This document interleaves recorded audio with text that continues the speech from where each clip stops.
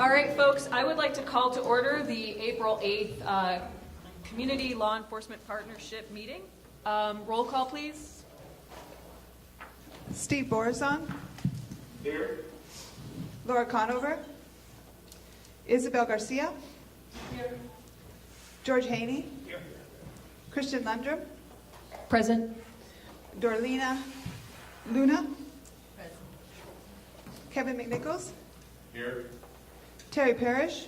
Here. Tiara Rainey. Here. Jessica Rodriguez. Zaira Serrato. Here. Jaime Tadeo. You have nine members. You have a quorum. Thank you very much. If you are able, please rise for Pledge of Allegiance. I pledge allegiance To the flag of the United States of America and to the republic for which it stands, one nation, under God, indivisible, with liberty and justice for all.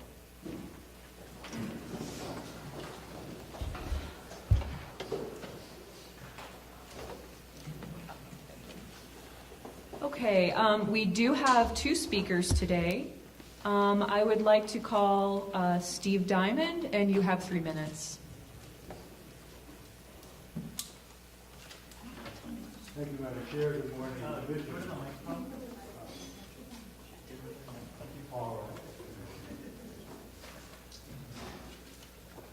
Do you have a time?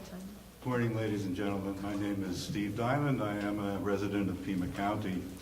And I just want to say that I've been seeing, and I know numbers of you have been seeing, rumors flying around for the last week or two about how forthcoming Sheriff Napier has been about the Operation Stonegarden grant application this year.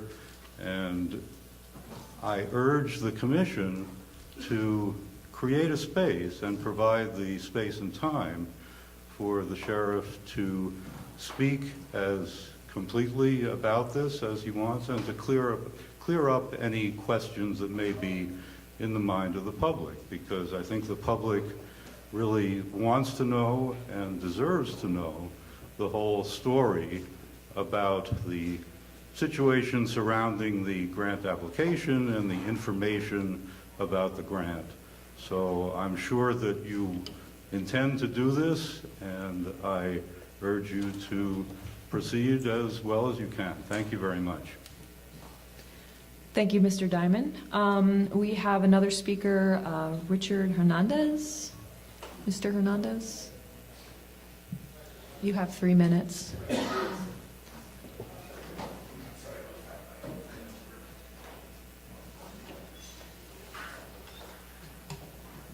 Buenos dias. I'm Richard Hernandez. I'm also a resident of Pima County. I believe the Commission, and particularly the people of Pima County, need to be aware of some concerns that I have about this application for Stonegarden. I know historically we've had it for years, but just because we've done something doesn't mean it's right. I have some concerns as a taxpayer. The Pima County Sheriff's Department right now has more administrators than it's ever had in its history. If the Pima County Sheriff wants to discover where he can have extra money to do this kind of work, he can cut his administrative staff. We are down to 80% in patrol. Those are the people who protect you and me. Our focus needs to be the people of Pima County. I'm going to say to the sheriff, and he's here, if you want to work for the feds, go work for the feds. You work for Pima County, you're a public servant. While there are pros and cons in the Stonegarden, I can see both sides of it. First, you need to clean up your own house. We need to focus on taking care of the people who live here, the taxpayers, because you're a public servant. We need to make sure we have enough uniformed folks out there to protect us all. So this, to me, is putting the cart before the horse. It is time for significant change, and let's start with in-house. Yes, there's some definite issues that Stonegarden brings to us, but we need money, right? That's what I hear. The reason we get this is for money, such as equipment and all of that. Well, I can offer you lots of ways to cut it, and we start internally. Thank you to everybody on the commission. I know you're very passionate about what you do and the position you take. I take the position of the tax voter who says, first priority is the people in Pima County. If you want to go do the feds work, Mark Napier, go do the feds. Go apply over there.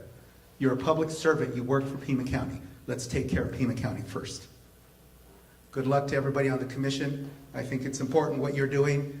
Don't forget, you're here to serve us, we, the people of Pima County. Thank you, Mr. Hernandez. That concludes Call to the Public. I would like to move the approval of the meeting minutes for December, February, and March. Do I have a second? Any discussion? Questions? I would just like to correct something on one of the minutes on the December 10th, 2018 minutes. Commissioner Luna? I believe it's page 4, item 5, where it says Captain Thiel indicated the Sheriff's Department did not have a role in immigration law. If I could just suggest a change in that word. It's not R-O-L-L, it's R-O-L-E.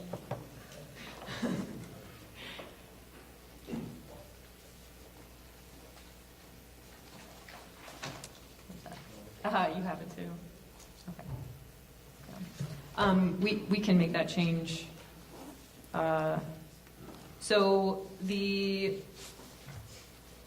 Is there any other questions or discussion on the minutes?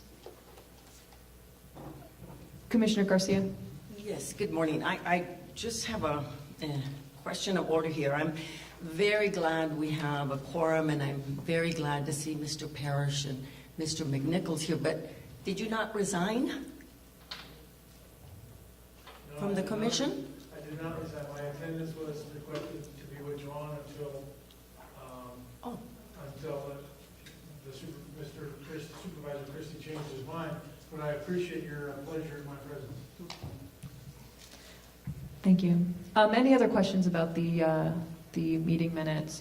So I would amend the motion to include the spelling change for the proper grammar. Okay. So the motion is to accept the meeting minutes with the grammatical change. All in favor, say aye. Aye. Aye. Any opposed? Abstentions? Motion passes. Thank you. Meeting minutes are accepted. Next item on the agenda, item 5, is a grant acceptance for the Phoenix Police Department Internet Crimes Against Children Task Force. Would anyone like to move this item? I make a motion that we approve this grant. It is moved and seconded. Do we have a presentation on this item today from the Sheriff's Department? Great.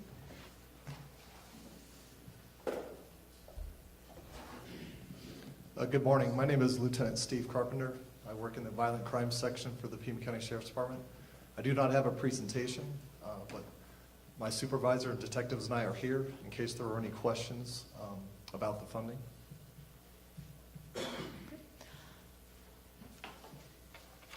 Are there any questions from anyone first?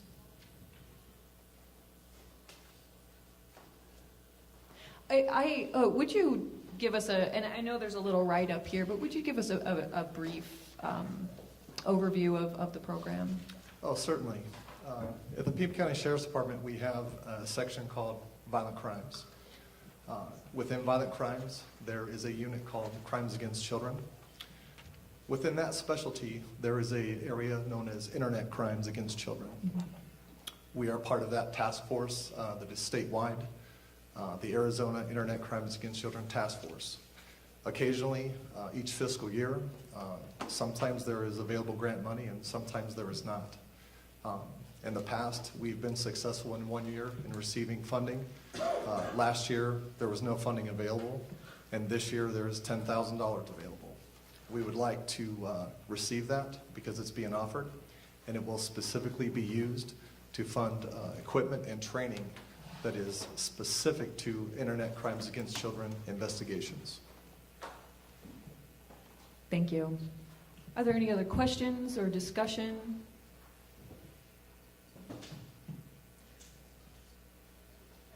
Commissioner Luna? I do have a question. When you say it's going to go to equipment and training, is any of it going to go to prevention, or what is the training about?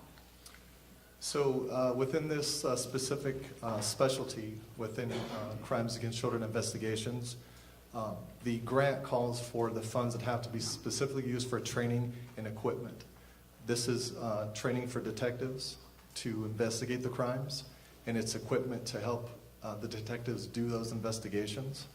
So specific to your question about prevention, I think the short answer is no, because the grant is very specific. It has to train and equip the detectives who are doing the investigations.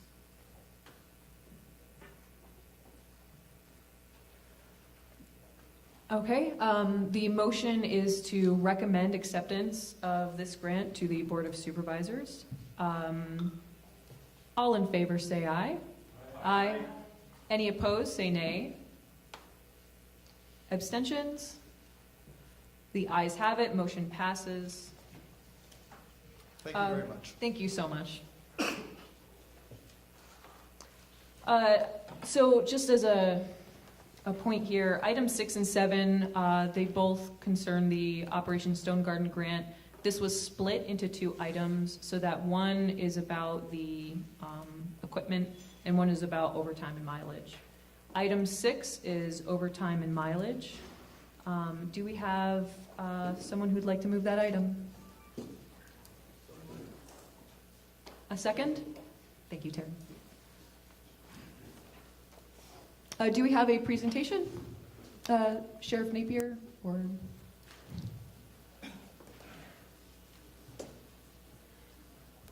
Good morning. It's an honor to be here and have the chance to speak to the Operation Stonegarden grant program. Before I begin remarks, I'd like to clarify the record. The previous speaker said that we're at 80% staffing in the field. That's incorrect. Our current staffing level is 92% of our sworn members.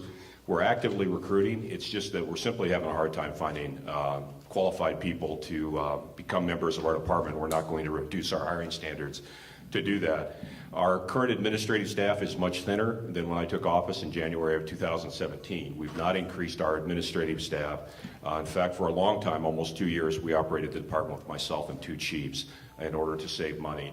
We're now back to a more sustainable level, so I think it's important to correct that record. We have worked together over the last year or so to try to clarify what the community's expectations are with respect to the Stonegarden grant. And I think we've done some very good work in that regard. When I took office, we had no racial profiling policy. None. It did not exist. We were unaware of the community's expectation for transparency of what you wanted to know as far as data with respect to our activities in the Stonegarden grant program. We now have a much better grasp of those issues, and we've implemented systems to track and to better account for those data points that you're concerned about. Previously, we never even tracked how many times my department called Border Patrol. We now know since last March that 85% of the time that we do call Border Patrol, it's at the bequest of a migrant that's lost or abandoned in the desert and requesting assistance. We have tried very hard to be responsive to the community concerns regarding Stonegarden grant program. A lot of this is new, and it's very easy to look in the rearview mirror and say that we could have or should have counted this or could have or should have done these things in the past. But there was no community interest in doing those things previously. So the department did not capture data that we should have been capturing. We did not engage in a level of transparency that perhaps we should have been. What we're looking at today is not what we've done in the past, which is not predictive in this case of what we'll do in the future. What we're doing today is deciding whether or not the department should, or rather this body should, recommend to the Board of Supervisors approval of this grant program. And that has got to be necessarily with a forward-looking focus, because that's about what the grant is about future funding. And we have made a commitment to this body to work with you to be transparent, to count things that we've never counted. I'll give you just a few examples of what those things are. We had never previously counted, because we were unaware of the community's concern about this, those instances where we make a traffic stop that does not result in a citation. Those were not adequately tracked. We were not adequately tracking the differentiation between when we turn somebody over to Border Patrol as a proactive matter versus when we encounter migrants that surrender to us as a matter of wanting assistance. Those things are not the same things. We didn't count those in a manner that was quantifiable.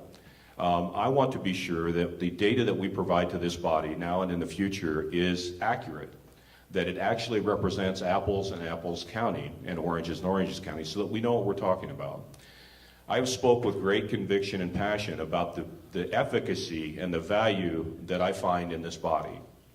When we were the CLEPC in the original composition, the purpose behind this body was to provide me as your sheriff with information and community sentiment regarding departmental activities. We did good work in that capacity. We did. We were making great progress. And then we repurposed to be a grant reviewing body. What I would ask is that we recommend to the Board of Supervisors approval of this grant program with a forward focus, not looking in the rearview mirror, but looking at how Pima County can be better, more transparent, how we can work with the community to make this a more successful program, to allay community concerns. It's very easy to look backward and say we coulda, shoulda, woulda, but let's look forward. What I propose is that as we look forward with a forward focus to how we implement this funding, that we make a commitment to having monthly meetings in which I will appear before this board with statistical data that is relevant to the board, which is relevant to this body, about our previous month's activities. And as you make me aware that you need more data or that we need increased transparency, I will direct my staff to count those. Previously, the only things that were counted were those things that were on the DARs, which were driven by another body, not driven by us. That was driven by an outside entity. It was what they wanted to count. It's what they deemed to be important, and it was what they deemed to be quantifiable. Those are not the things that are concerning to Pima County. I'm now more aware than ever of what those things are. So I'm making a commitment to you that we will count those things and we'll become more transparent. There has been an opaque nature to this grant program in the past, and you're correct about that. And that is because for a decade, more than a decade, there had not been community inquiry. That in fact this grant program rode the consent agenda and was quietly approved year after year and for more than a decade. We can get caught up and mired down in little nuances of the grant program, such as whether we get 100% reimbursement for this, and we can go into a bean counting mode with respect to this grant program that I think is displaced. One thing that we do know about this grant program is that we have obtained over the last 12 years $6 million of equipment as part of the Operation Stonegarden grant that has kept us safer, that has made my deputies safer, that has made me able to operate a more efficient department. And moving forward, we will enjoy the ability to have additional equipment, which does offset some of the collateral cost. I've been in constant conversations with Washington, D.C. as a member of the Major County Sheriffs of America and the Arizona State Sheriffs Association. And there is movement in Washington, D.C. to understand that we do need to address some of these peripheral and collateral costs that are real. And some of those things are prosecutorial costs, unreimbursed or not completely reimbursed personnel costs. We have Washington, D.C.'s ear on these things. But I urge you to understand that when we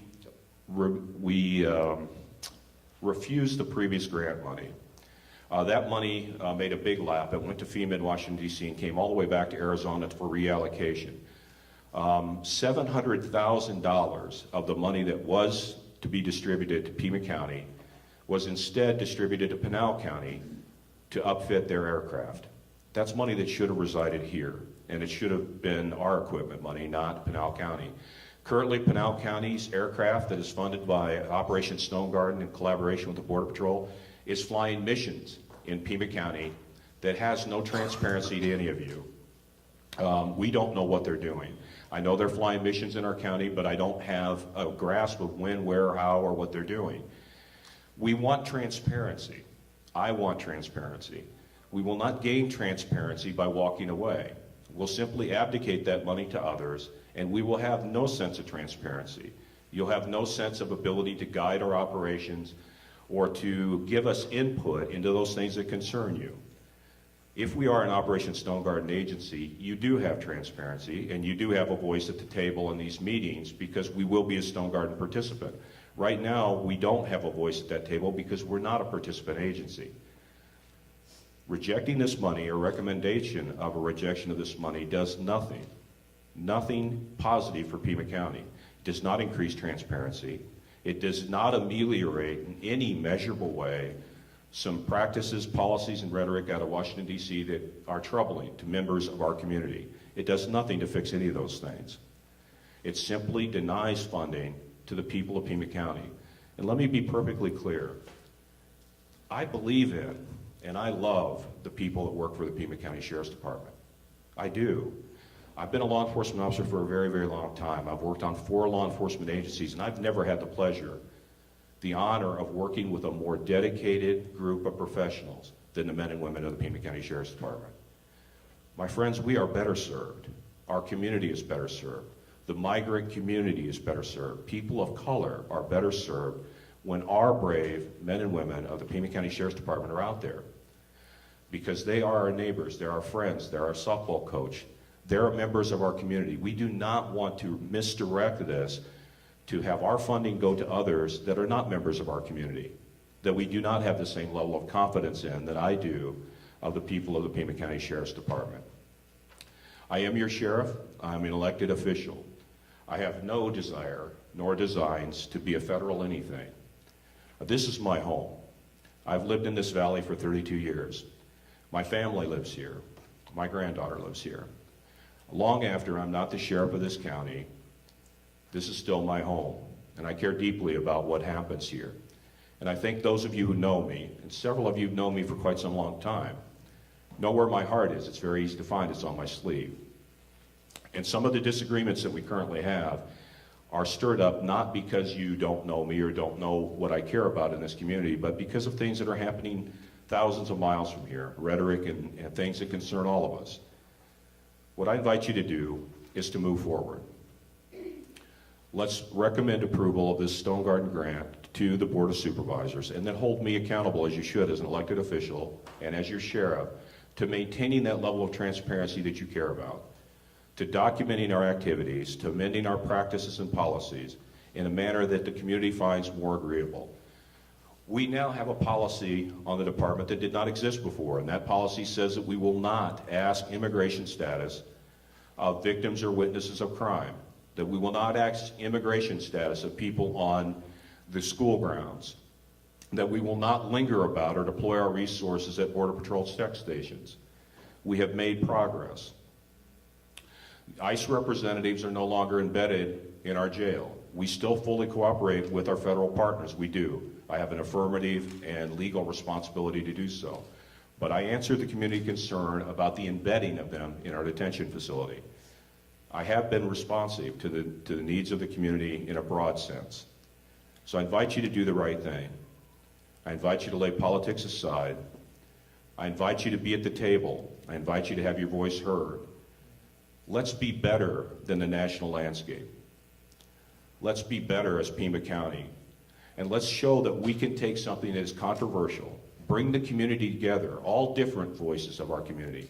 That's what activism is about, in my measure of estimation, is being heard and having all divergent views at the table to guide public policy, to guide your law enforcement officials, to make this a safer and better county for everyone. And that is my goal. I'm in the twilight of my career life, and that's for sure. And I care deeply about what happens, and moving us forward means a lot to me. And I think together, this body, with the Sheriff's Department, can move us forward. And with that, I'll conclude my remarks. I appreciate your indulgence in allowing me to speak. I look forward to the prospect of working with this body to address community concerns, to increase transparency, and to move us forward.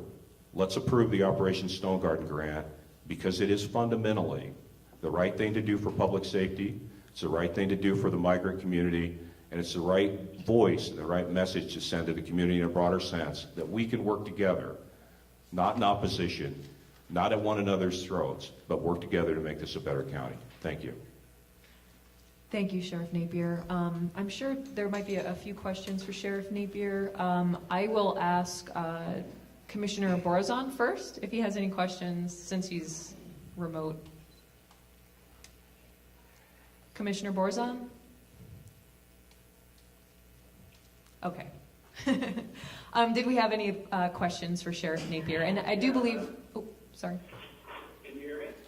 We can. Okay.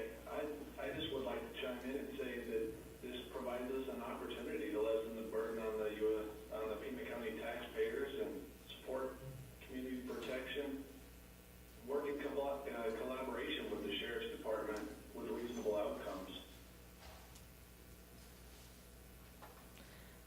Thank you, Commissioner.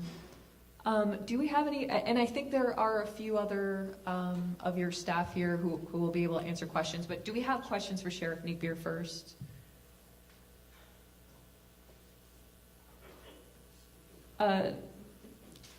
Commissioner Garcia? Was that a yes? Yeah, I was hoping somebody else would ask the question first. The floor is yours. I will.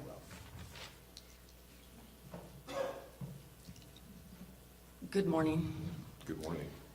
Sheriff Napier, you presented this morning that you've done all of these things that hadn't been provided before, that really you were unaware.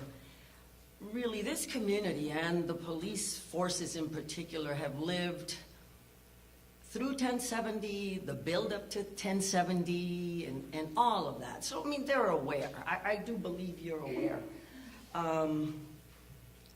But what I want to ask you is, you've indicated that, you know, that you're the sheriff for Pima County, and I want to ask you how many trips you've made to D.C., to the border. How much of your work has gone, as this gentleman has indicated, to be part of the U.S.-Mexico border team, and so you've been colored by it. I heard you on the radio where they asked you about Trump's wall, and you said, oh, you just don't understand what he means. And you talked about a national security versus, you know, at least some police departments said our problems are, you know, homelessness and that sort of thing. But you chimed in to a narrative that doesn't exist. We have 6 generations in my family here on this border, and what you've described is different. So I want you to answer those questions about how much of this really is the Border Patrol mission, and they're dangling monies that we all want, but they're dangling monies for a Border Patrol mission, which it states right here, Stonegarden funds, and the purpose is to support CBP's border security mission. Commissioner Garcia, I think I understand it was a very complex question.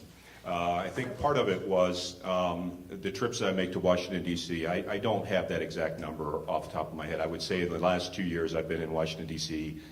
5 times. Mexico and all the border regions for Trump's visits?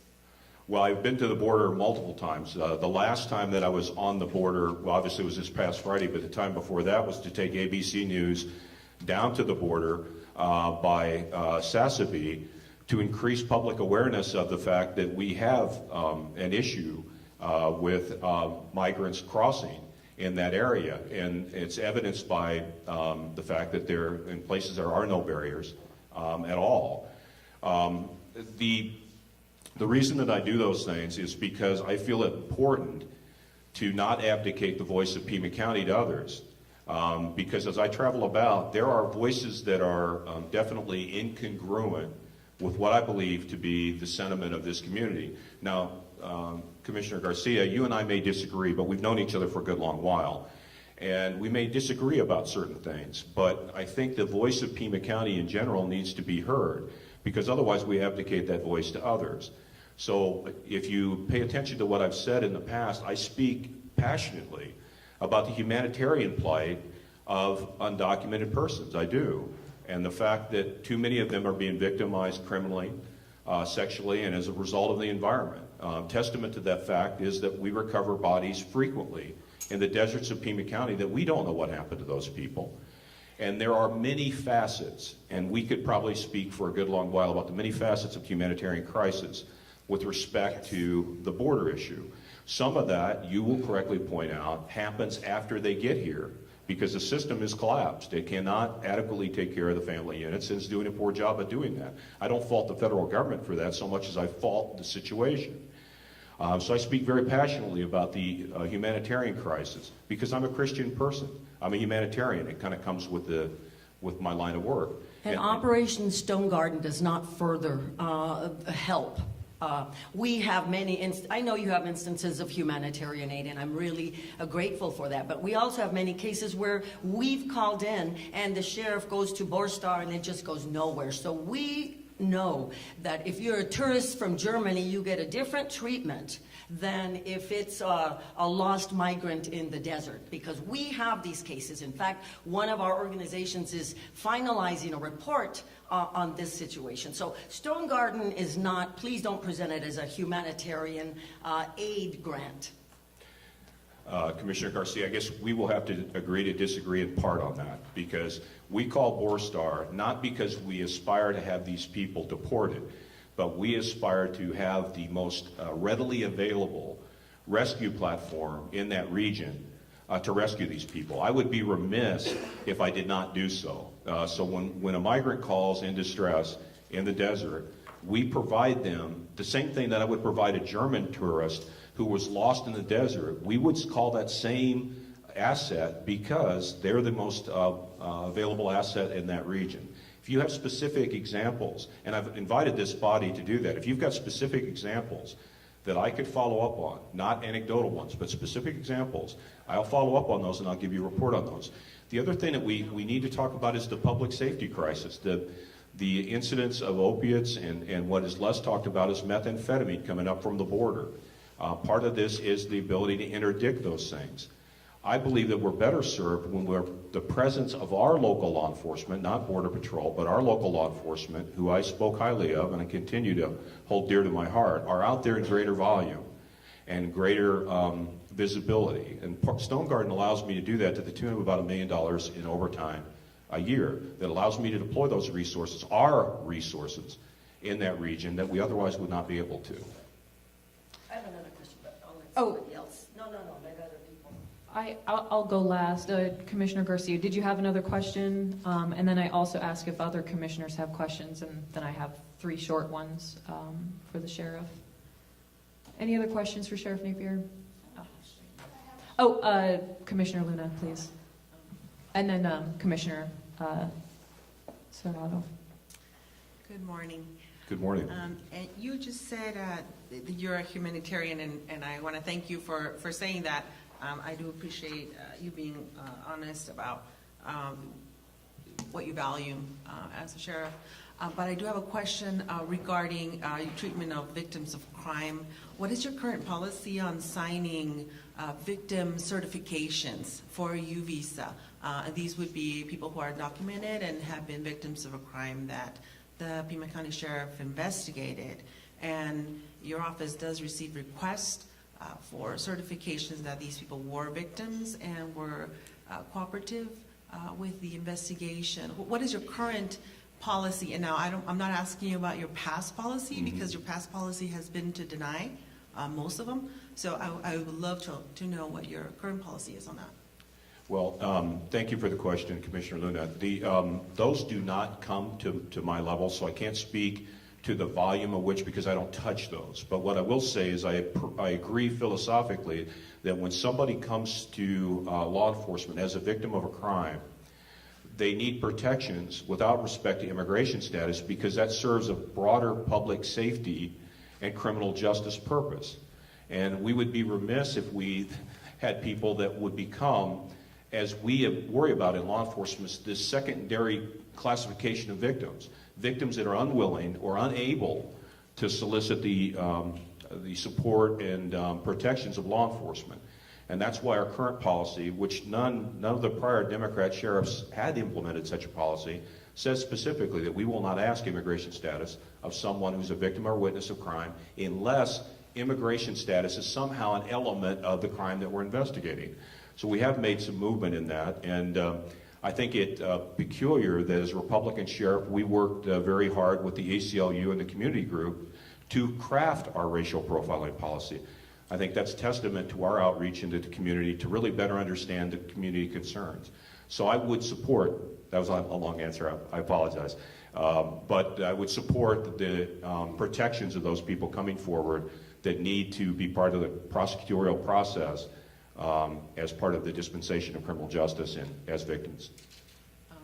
And that would include people who were cooperative in the past, not those coming forward from today, or?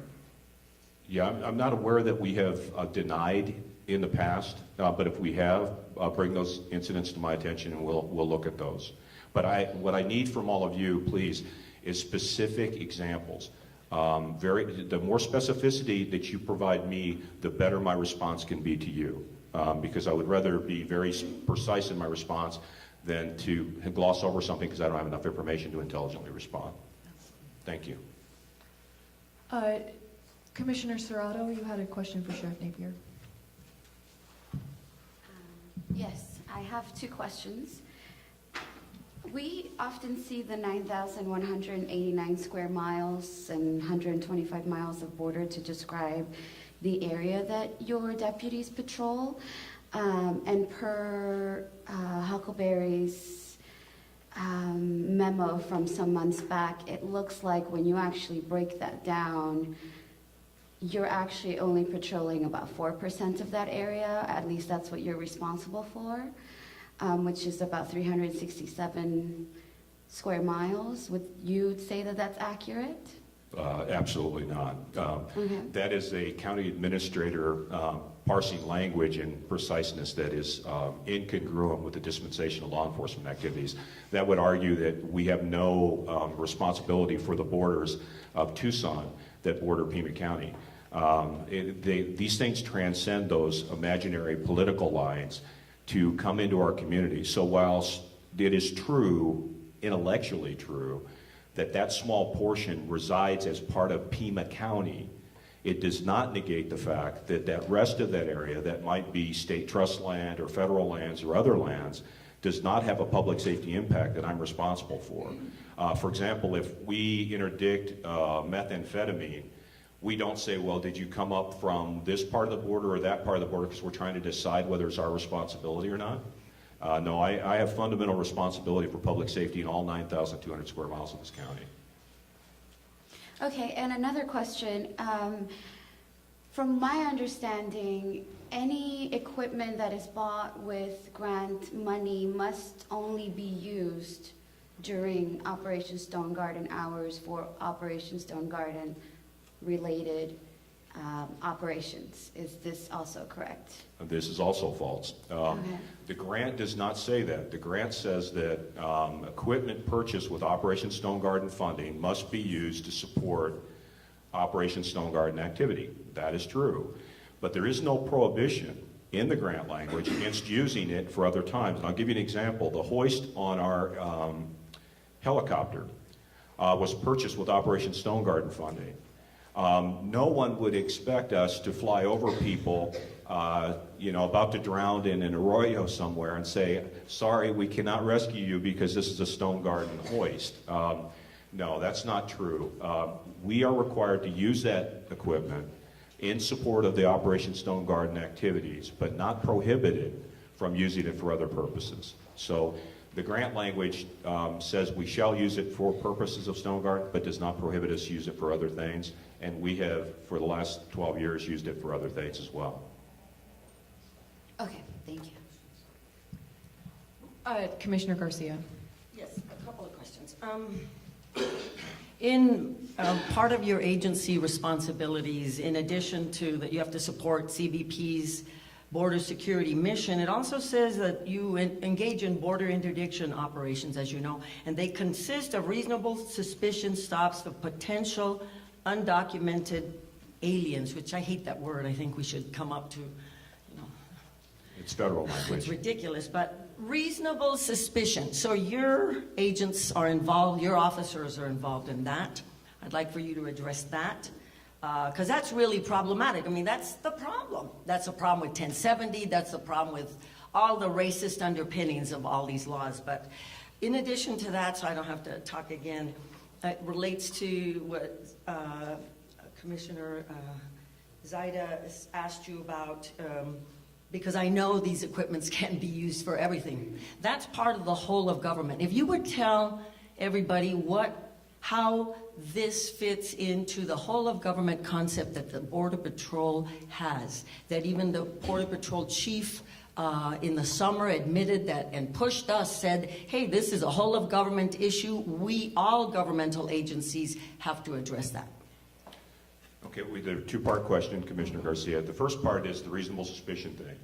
What we need to do moving forward is to have a better handle, because I know intuitively that it's very infrequent that my deputies stop somebody under the conditions in which you just articulated.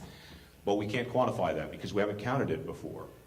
Moving forward, you have my affirmation before this board that I'll work with you to quantify those things so we know the degree to which those things happen, not anecdotally, but quantifiably.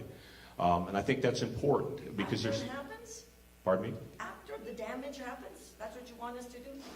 To Well, let you know when things happen?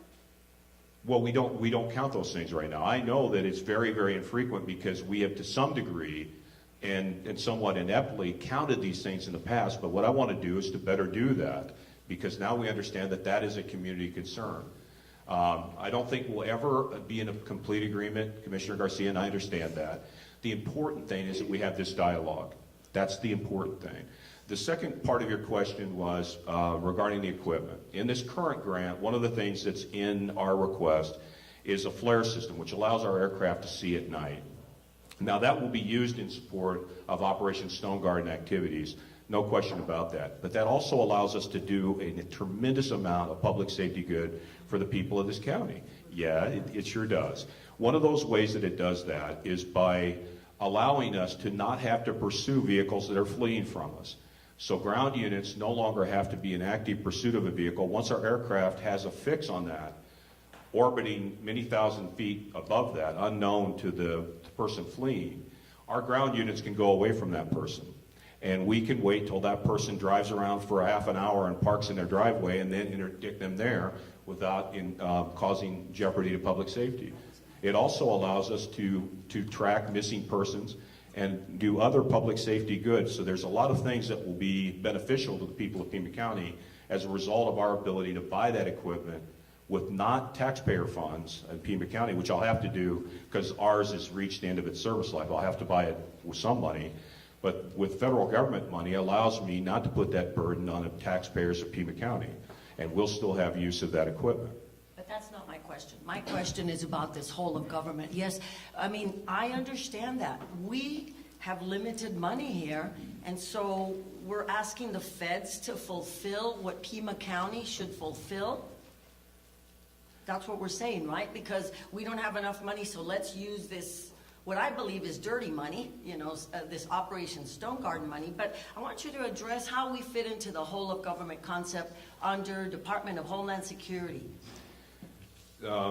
Commissioner Garcia, I'll have to claim ignorance. I'm not sure how you categorize the whole of government. I'm not sure how you're using that term. It seems to be disparate in your estimation that the whole of government concept is somehow disparate. So I'm not really sure how you're using that, so I can't respond intelligently. Well, I think you need to ask the Border Patrol about that. It was Karish was the last one. I forgot who the new one is. But he specifically talks about it. And this is very specific. You've got 4 agency responsibilities. And they're listed here. And we talk about using these funds for the good of Pima County, right? And so that makes us all feel good because, oh my goodness, we don't. But it's all part of this whole of government to do what? To support the border security mission. And I think it's imperative that you know that. That Well, I this is understand. part of a federal effort to, to get collaboration all along the border, and it's very dangerous to our communities. Well, Commissioner Garcia, I've been in law enforcement in the Valley for 30 years here. Local law enforcement has always, as a public safety necessity, collaborated with our federal partners, and I don't see that ever changing. Our proximity to the international border brings with it public safety and humanitarian issues that local law enforcement will always necessarily have to collaborate in some manner with our federal law enforcement partners. Not only do they have more resources than we do, I have roughly 500 sworn officers, and Border Patrol has 4,000. That's our point here, is that the federal government should be doing its own job here, not us, and we should not be collaborating with this federal mission here. I mean, let me tell you, we've had over almost 3,300 deaths along the Arizona-Sonora border. That's what we've had. And it's been security measures that have driven this death, not traffickers, not anything. And it's humanitarian aid organizations that are addressing this issue. I'm sorry. I I'm don't. If you want to follow up, Just and real then quick, I'll ask my questions. Thank you, Commissioner Garcia and Sheriff Napier. Commissioner Garcia, I don't know that we're better served by turning that over to 100% of the federal government. I think we're better served when your local elected law enforcement person is interjected into that environment so your voice is heard. I think your voice is better heard through me as an elected official, and we're better served when our people, our neighbors, our friends, that being my deputies, are in that environment. We philosophically disagree about that. I think we're better served when the people of the Pima County Sheriff's Department are involved. So we will disagree on that element, I'm sure. Commissioner Heaney, you have a question for Yes. Sheriff Napier. Yes, Sheriff Napier, thank you for being here this morning and your Thank you. comments.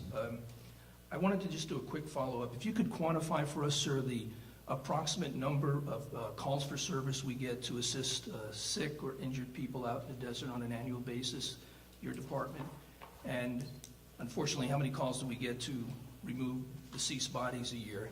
And the second part of that question is, if the board is unable to approve Stonegarden, will that change? Commissioner Haney, I don't have the exact number, but I do have a percentage. Because we never tracked this before, because again, we're increasing our community awareness here. That starting in March of last year, we began tracking the number of times and the percentage of times that our department calls Border Patrol for assistance. And we know that 85% of that time, it is at the bequest of a migrant who's lost in the desert and requesting assistance. We did not know that before, so the exact number I don't have off the top of my head, but it is 85% of the time.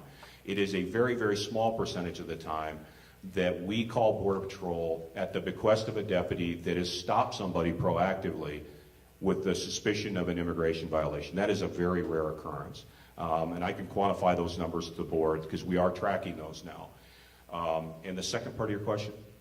Basically, will things change if Stonegarden is not approved? Will you not be able to provide the current level of service that you're providing if Stonegarden is not approved?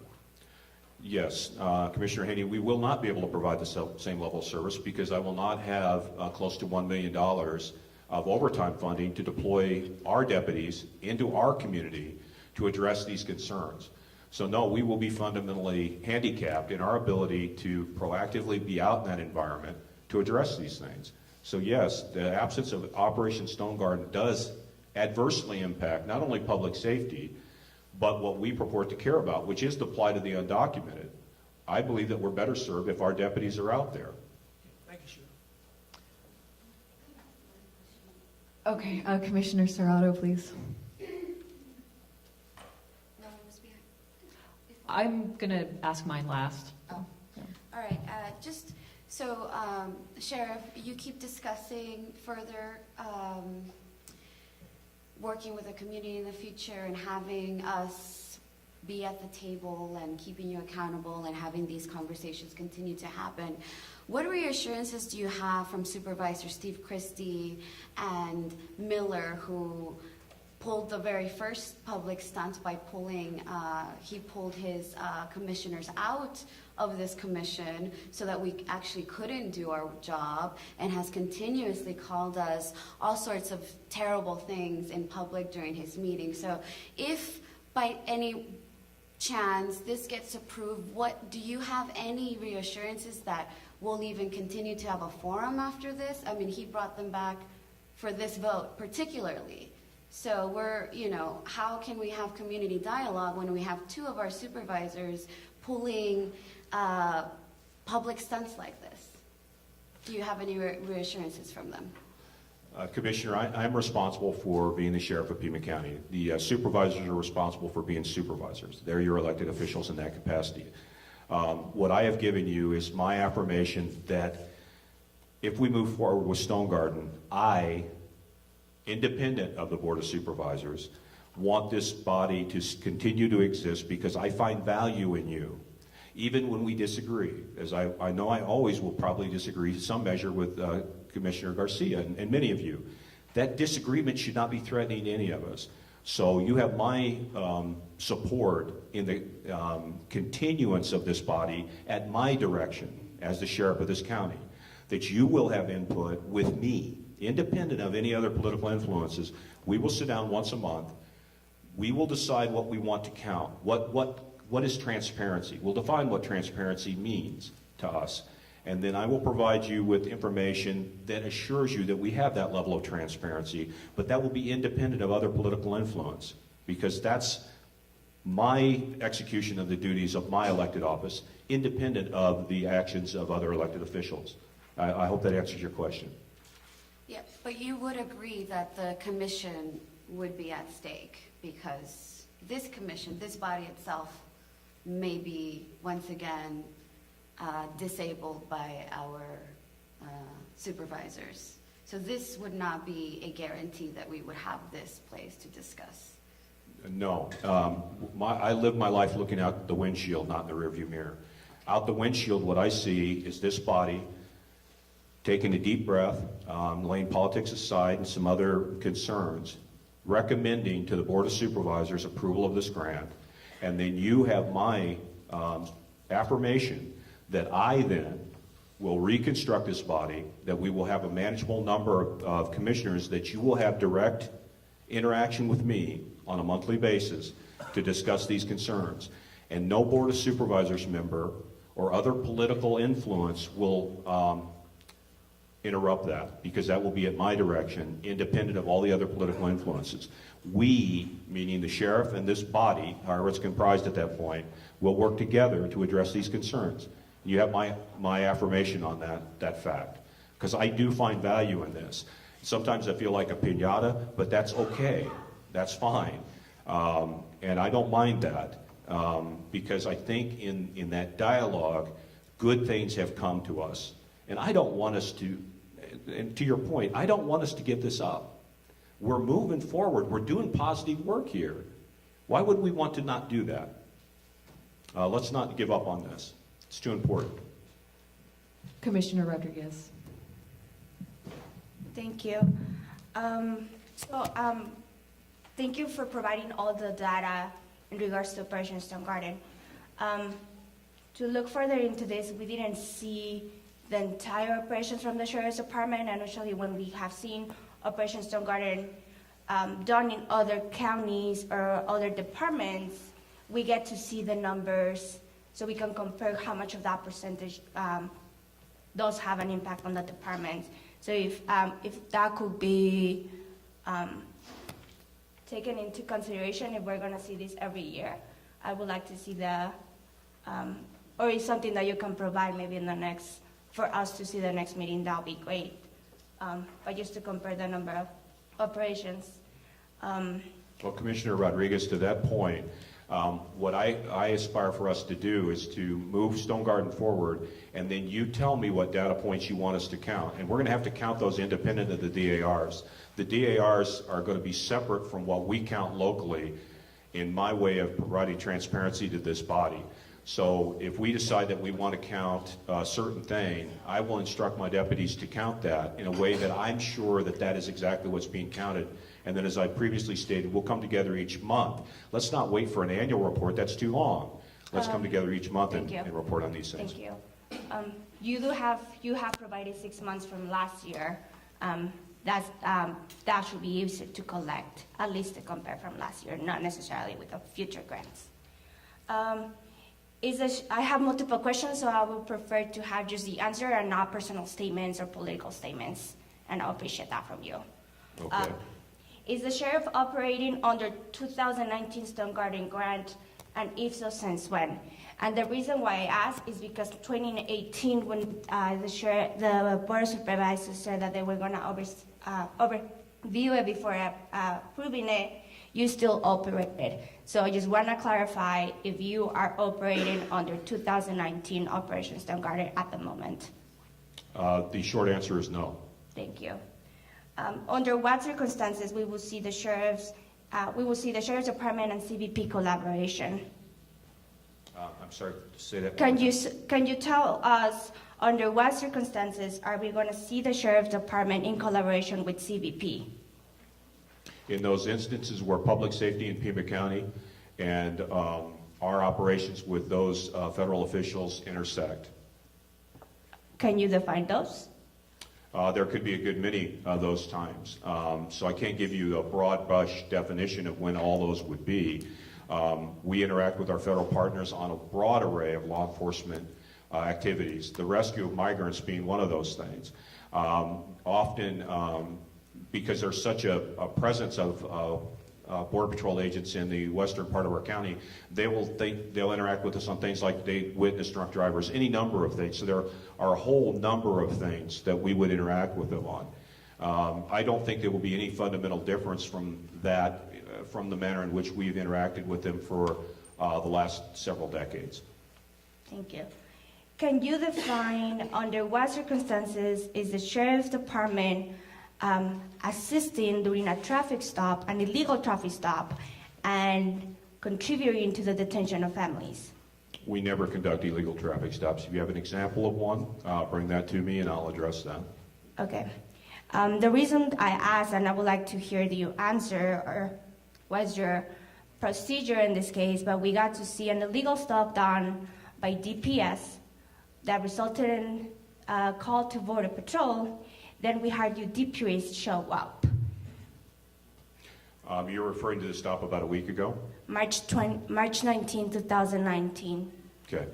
I can speak to that because that's a specific example.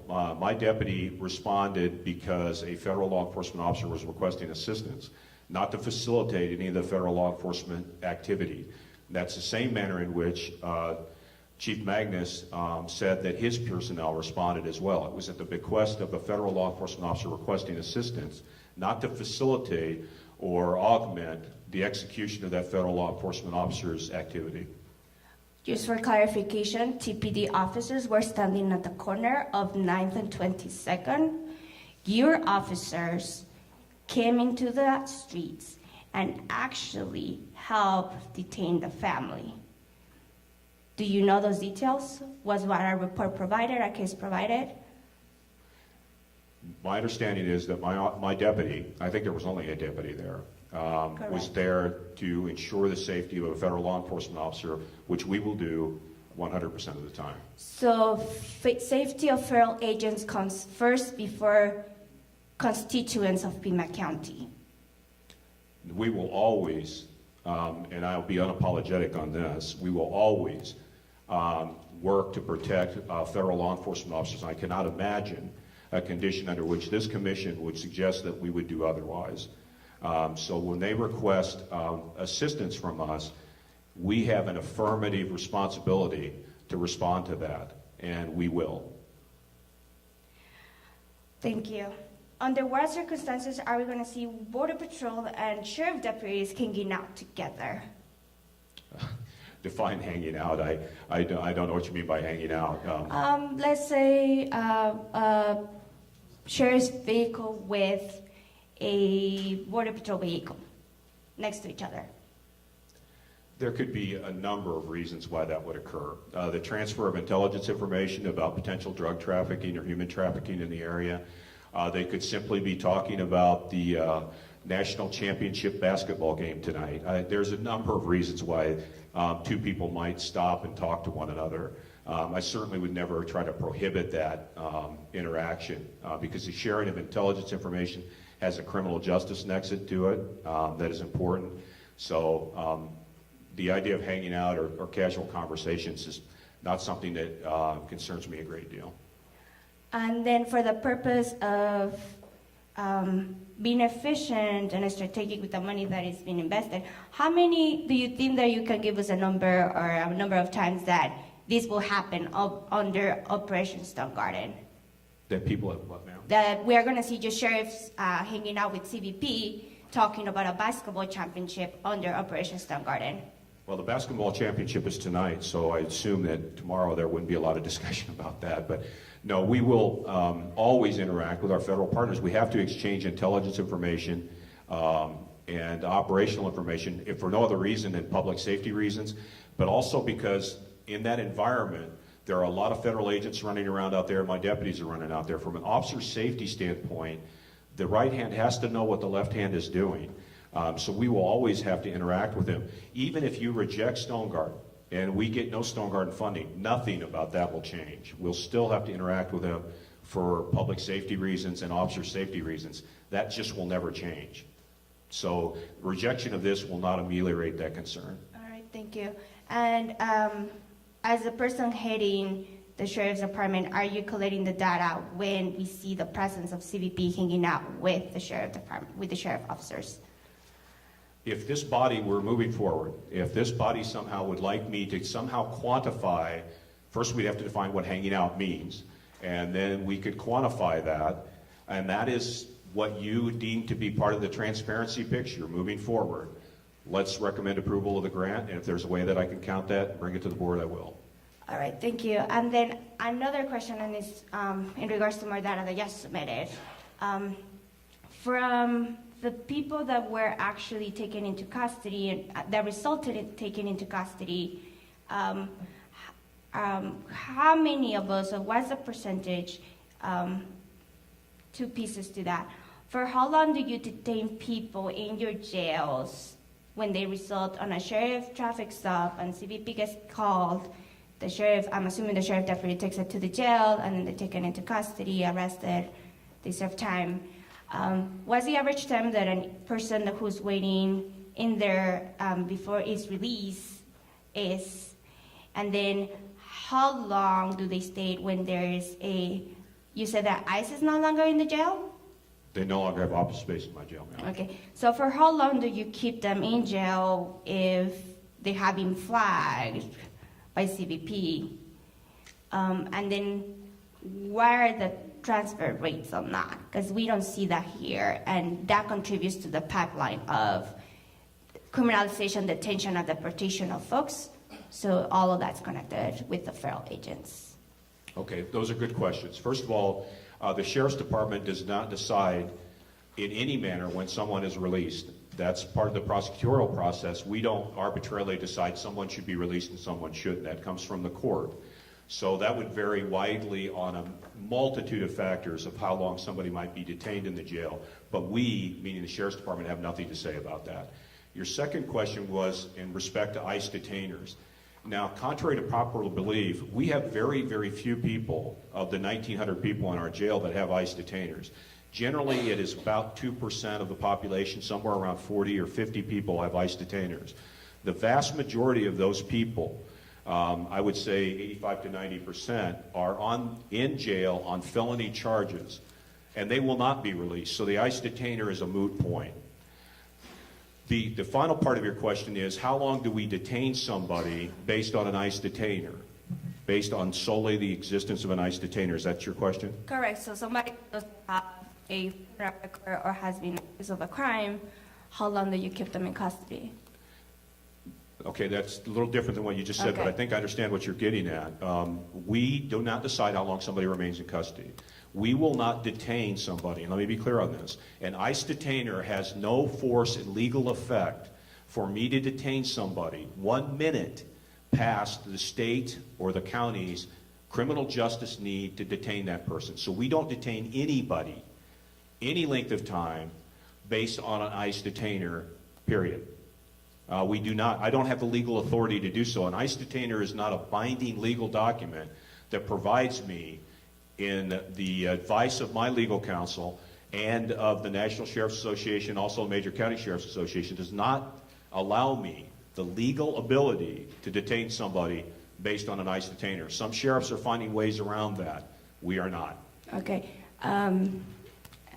So in case that I got stopped by an officer and I was taken into custody because I'm undocumented, and I go inside your jail, I see the judge, they tell me I have a bond for $1,000, my family pays the bond for $1,000, but now it's been flagged that I'm undocumented, what happens?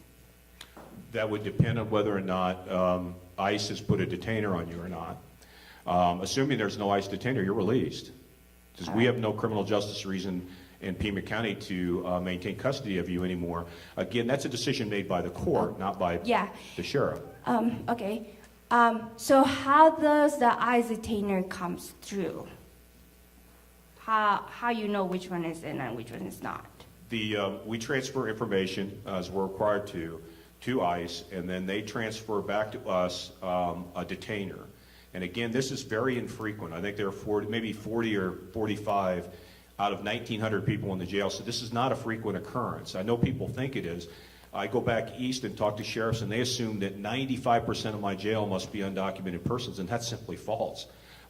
There's only about 5% of the population of our jail at any given time are people that are not U.S. citizens, and that could be people from any number of countries. So the idea that the jail is overrun with people that are not here with proper documentation, simply false. No, that's not true. So the ICE official will convey to us a detainer when Pima County no longer has a criminal justice reason to hold this person. We notify ICE that this person will be released. It's up to ICE to then come to the jail and take custody of that person if that's their desire. Okay. 2 more and then I'll be done. Okay. Is that part of the 287G contract for you to transfer information to ICE? The 283G. 287G. No, I've been very clear on that point. We are not a 287G department. What 287G does is cross-certify my deputies as immigration officers, and that would allow them to honor an ICE detainer as an immigration enforcement personnel. I have made perfectly clear. I think that's bad public policy, and my deputies will never be cross-certified as immigration officers under the 287G program. Okay. And is there a specific grant that you use to collaborate in this case, in a specific case, with ICE? To transfer information or share information? It's done electronically, and I believe there's a legal requirement for that, and the statute escapes me right now, but I do know there is a legal requirement that we transfer information to federal law enforcement. We comply with that law. And what the federal government does, the federal law enforcement officials do with respect to the issuance of an ICE detainer is a question better addressed to them, not to me, because that's their process. All right, thank you. Commissioner Luna. Two more. You just said that the rejection of Stonegarden would not change collaboration with federal law enforcement. So I just have a couple questions. If Stonegarden is rejected, are you planning to continue calling the Border Patrol for Borstar? Absolutely. Because I don't want anybody to perish in the deserts of our county because we, out of some displaced sense of political correctness, failed to deploy the resource needed to save somebody's life. So no, as a humanitarian, I can't do that. Okay. Are you planning to continue interdiction operations with federal law enforcement agencies? Absolutely. I have affirmative responsibility that is unwavering and I will not yield on. My commitment is to public safety in Pima County. I will not yield on that. We will always have to collaborate with our federal partners for intelligence, information sharing, and to interdict very dangerous drugs and human and sex traffickers coming through our county. And as your law enforcement elected official, I have an affirmative responsibility to do that, and I will not abdicate that. Okay. And last question, if Borstar is rejected, what changes do you plan to make to the budget, if any? Well, first of all, I'll have to ask for equipment funded by the general fund of Pima County that the federal government is quite literally begging me to take. I think that's unfortunate. I will still be responsible for the effective deployment of human resources into the operational environment out there to interdict drugs and human traffickers. Just a month ago, my deputies, because they are deployed right now doing those things, interdicted 13,000 fentanyl pills. I assume that no one on this commission wants us to not do that. 13,000 fentanyl pills, the collateral societal damage done by that injection of drugs into the community, not only our community, but nationally. We had 70,000 drug-related deaths in the United States. It transcended auto accidents. We never believed this. That's why, in response to community concerns, we now deploy Narcan. Okay, I do listen. I do pay attention to these things. We just interdicted a couple of days ago 58 pounds of methamphetamine. If you go back 10 years ago, if we did 2 ounces, it was considered a big bust. Now it's 58 pounds. I think the people of this county want my people out there doing this. So we're going to be doing it. Now, whether it's funded by federal dollars or local dollars, I'm not going to yield on my responsibility to keep this community safe. I don't want those drugs in our community, and I don't want those drugs going through our community to do harm all across our nation. The public health emergency associated with the drug crisis right now is pronounced. Too many people are dying. Too many people are suffering the scourge of a lifetime addiction. I've spoken to community groups about this, and just pause to think about this for just a second. All over Pima County right now, little children are going to school, and they're learning their ABCs and their 1, 2, 3s. Not one of those children, not one, is daydreaming about becoming addicted to drugs. Not one. This is a very complex issue, and we're going to be on the forefront of it as long as I'm your sheriff. Okay. So your answer is you would be asking the county for funds, correct? Yeah, I'm sorry, that was an incredibly verbose answer. I do have a little passion for this, I'm sorry, but yes. Commissioner Rainey? Yes, I just had 2 very quick questions. The first was regarding if CLEPC was disbanded and you created your own commission. Can you please clarify what the criteria of the people and community that you would be inviting to participate in this commission? Well, I hope that's a great question, Commissioner Rainey. What I would hope is that what we would do is take the elements of the current commission and you would decide. It shouldn't be directed by me. I shouldn't be appointing people. It should be the community that appoints people. And I have a great confidence in the chair.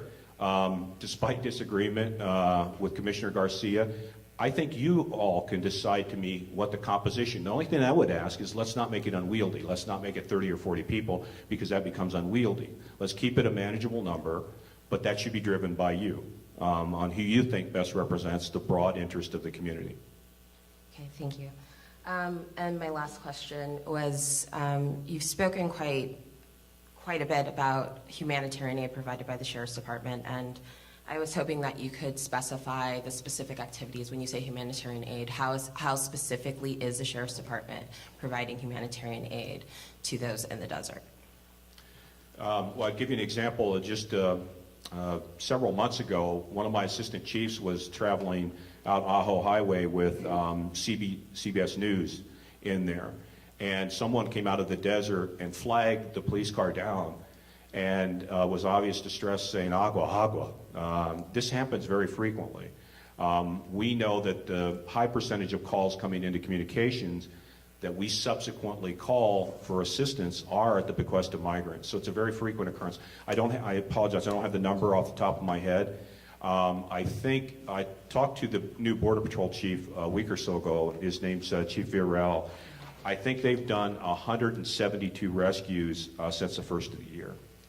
That's rescue events, not number of people. Yes, sorry, and I want to clarify, I'm not so specifically asking about the number. I'm asking about the specific activities. What does it look like? Is it simply picking people up? Is it calling EMTs? What specific humanitarian aid activities do they participate in when they're rescuing people? Oftentimes it's at the migrants surrendering because they've been dropped off by traffickers somewhere in the desert and they're in distress because they don't have adequate water. So a lot of times that comes to us directly. So it really runs the whole gambit of activities. I cannot give you a boilerplate, but that's another thing as we move forward. If you'd like me to parse that data down to be more specific, we can do that, where I could say, okay, there are 5 conditions under which we provide humanitarian aid. How many times did we do those 5 things? But again, that's something that this body could help me better define.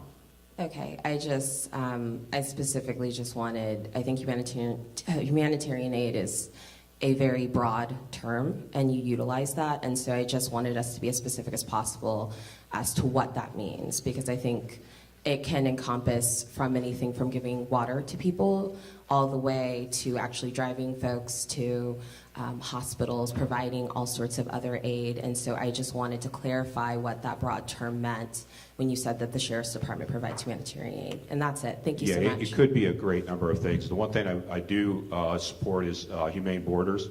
Have a good relationship with them. And one of the things that they've asked me to do, which is kind of a two-edged sword, is to allow my deputies to better monitor the water stations that they have deployed in the desert, because unfortunately they're subject to a lot of vandalism and are degraded often. And I do support fully Humane Borders' attempt to put water stations in the desert to ensure that these people don't die as a result of environmental exposure. Okay, if there are no more questions for Sheriff Napier, you must take my, Commissioner Serrano. Sorry. Sheriff, are you aware that at this moment in Santa Cruz County, the sheriff had to park, I think, 2 vehicles that he bought with Operation Stonegarden money? He was audited by the Arizona, I have the name, by the Arizona State Auditor. So he or the sheriff there can only use these vehicles when his department is collaborating with Border Patrol. Are you aware of that? I have discussed that with Sheriff Estrada, and he would be in a much better position than I to explain the full dynamics behind that. But the underlying problem there was that he had received money, and Sheriff Estrada is in a very precarious position with respect to his budget, and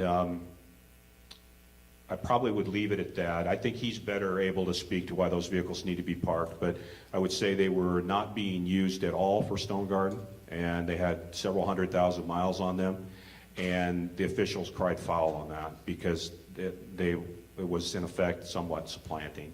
But again, Sheriff Estrada is in a better position to answer that than I am. So because of that, we can then assume that any equipment that's bought by Operation Stonegarden funds has to be used for Stonegarden and for assisting in Border Patrol, at least to some reasonable, what's the word I'm looking for? Percentage, yeah, you're 100% right. Yes.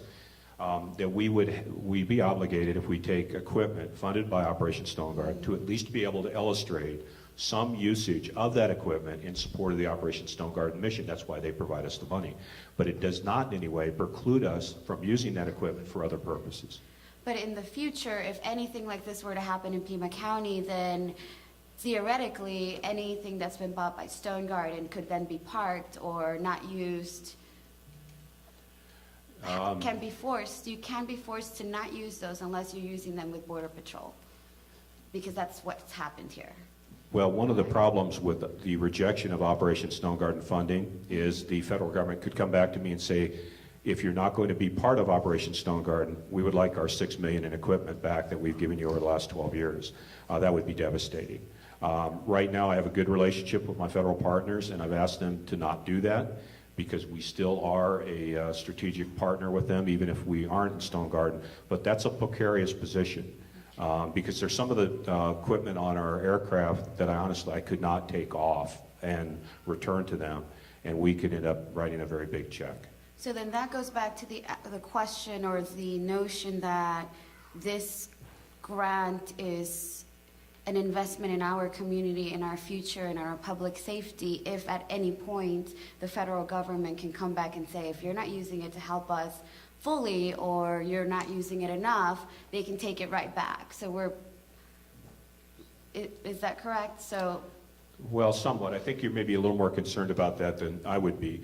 What we have to do is be able to illustrate that we're using the equipment purchased with Operation Stonegarden funding in support of Operation Stonegarden mission. All I have to do is be able to illustrate that, which we can do as long as we're an Operation Stonegarden participant agency.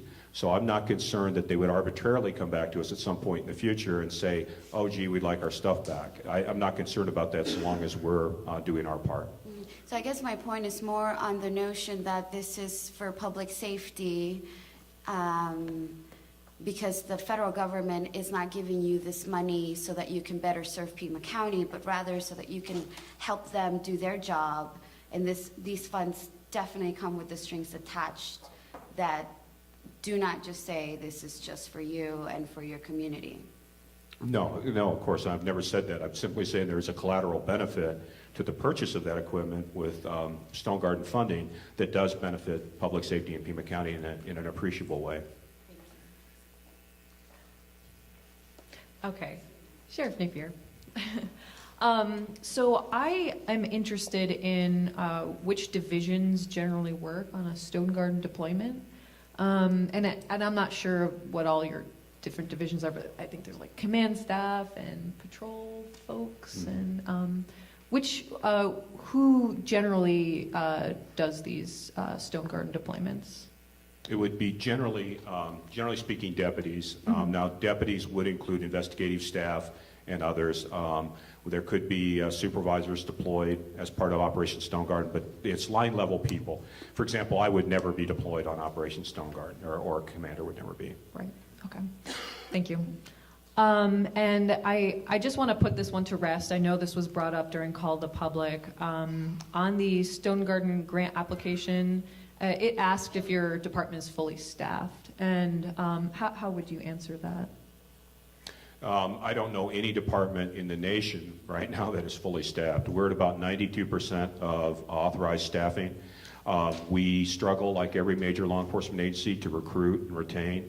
We're in conversations with Arizona Post to modify hiring standards, which have become antiquated and honestly have a disparate impact to people of color, applicants of color traditionally. So we're working very hard to upfit our recruiting to get to 100% staffing. But I won't compromise our hiring standards to get to an arbitrary number. But we are staffed in a way that allows us to provide superior service to people of Pima County. Thank you so much. And my last question is, a month ago, I received a response from you for my data request, saying that the data I had wanted, which was amount of people turned over to Border Patrol, total arrests, citations, were not previously captured. Do you stand by that statement? In effect, I know we're parsing language a little bit, but I'm very precise in what I want to provide this group. My department did not collect that information. Only information collected was that information required by the DARs. I wasn't certain that an apple was an apple was an apple. And rather than provide you incomplete or inaccurate information that might be used later in a longitudinal sense to evaluate our activity, what I would rather do is that we decide what we're going to count from this point forward, and that everybody understands that this is an apple, this is how we count an apple, and this is how many apples there were. And that way we're all on the same page. So some data was in a series of DARs in a file, and I wasn't completely confident in that, and we didn't collect that, meaning in an analytical fashion in a database that was queryable. The data did exist, but it was very loose, and I wasn't confident that it was the data that I wanted us to use looking forward, but also that it fully counted all those things that this body was most concerned about. So I want to be sure that I'm always providing you the best data and that we all understand what those data sets mean, and I just didn't have confidence in that. Thank you so much, Sheriff Napier. And I would call, I believe that there is the Captain of Communications and Grants in attendance today. I have a few questions. Captain Ponzio, is it? Thank you so much, Sheriff Napier. I really appreciate it. Just in closing, I appreciate the questions. I do. This is important. And I ask again, humbly ask that you, in your deliberations, recommend to the County Board of Supervisors approval of this grant so we can continue forward doing the good work that is possible that we can do together. Let's make this work. We can lay aside politics, and we can make this work for Pima County. It's important to public safety, and I think we can be a shining example of what is right. Thank you very much. Thank you, Sheriff. Captain Ponzio, I have a few questions for you, and then I'll open it up for the other commissioners. Okay. Would it be accurate to describe Pima County Sheriff's Department as fully staffed? Well, good morning, Commissioners. My name is Russ Ponzio. I'm the captain in charge of the Communications and Homeland Security Division for the department. I believe you just asked that of the sheriff, and his response was we are at 92%, and I'll echo that. We're at 92% staffing. Technological difficulty. Hold Okay. on one second.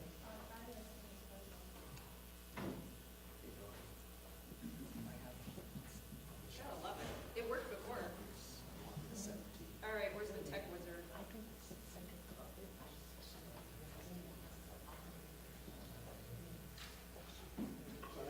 I'm still in.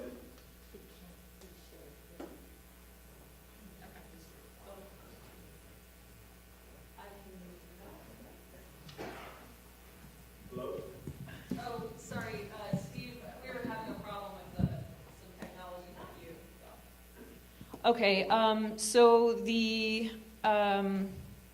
this is a copy of the grant application here that asks, is your agency fully staffed? And then down at the bottom it says that Pima County Sheriff's Department is sufficiently staffed, all that. That's why I'm asking this question. So you're saying that, I have a question about this. Do you know what this is, sir? Yeah, it pretty much looks like our department staffing document. Okay, and so as we heard from Sheriff Napier, it's generally some from investigations and patrol that do the Operation Stonegarden deployments. Is that correct? Yeah, I would say the majority of our personnel that participate in Stonegarden operations come from patrol and investigations. Yes. Okay. So what we're looking here, for those that can't see this, is that on this staffing matrix, it says that the percentage of patrol is at 86%, and the percentage of investigations is at 77.78%. Would you say that that's an accurate... Let's just look at patrol, for instance. Is that accurate? Are all 86% of those deputies available? Are they available for deployment? Anytime you see a percentage of staffing, regardless of what division it is, when you ask me if all of them are available for deployment, those numbers encompass everything, and that's not unique to any division or any agency or anything else. When we're talking about staffing numbers, we have 86% of our available staffing is in patrol. When that total number encompasses everybody that's available and that's assigned to patrol. That includes people on military leave, people that are on FMLA, extended leaves, whatever leaves are available to in the county. So, and as well as the number of and overall staffing also includes the number of bodies that are in the academy as well. So, yeah. So I think I understand your question, but 86% of the people, when it say it was 86% staffed, that's not all of them are necessarily available. So. Okay, so 86% are how many names are on payroll, basically, but not available for deployment.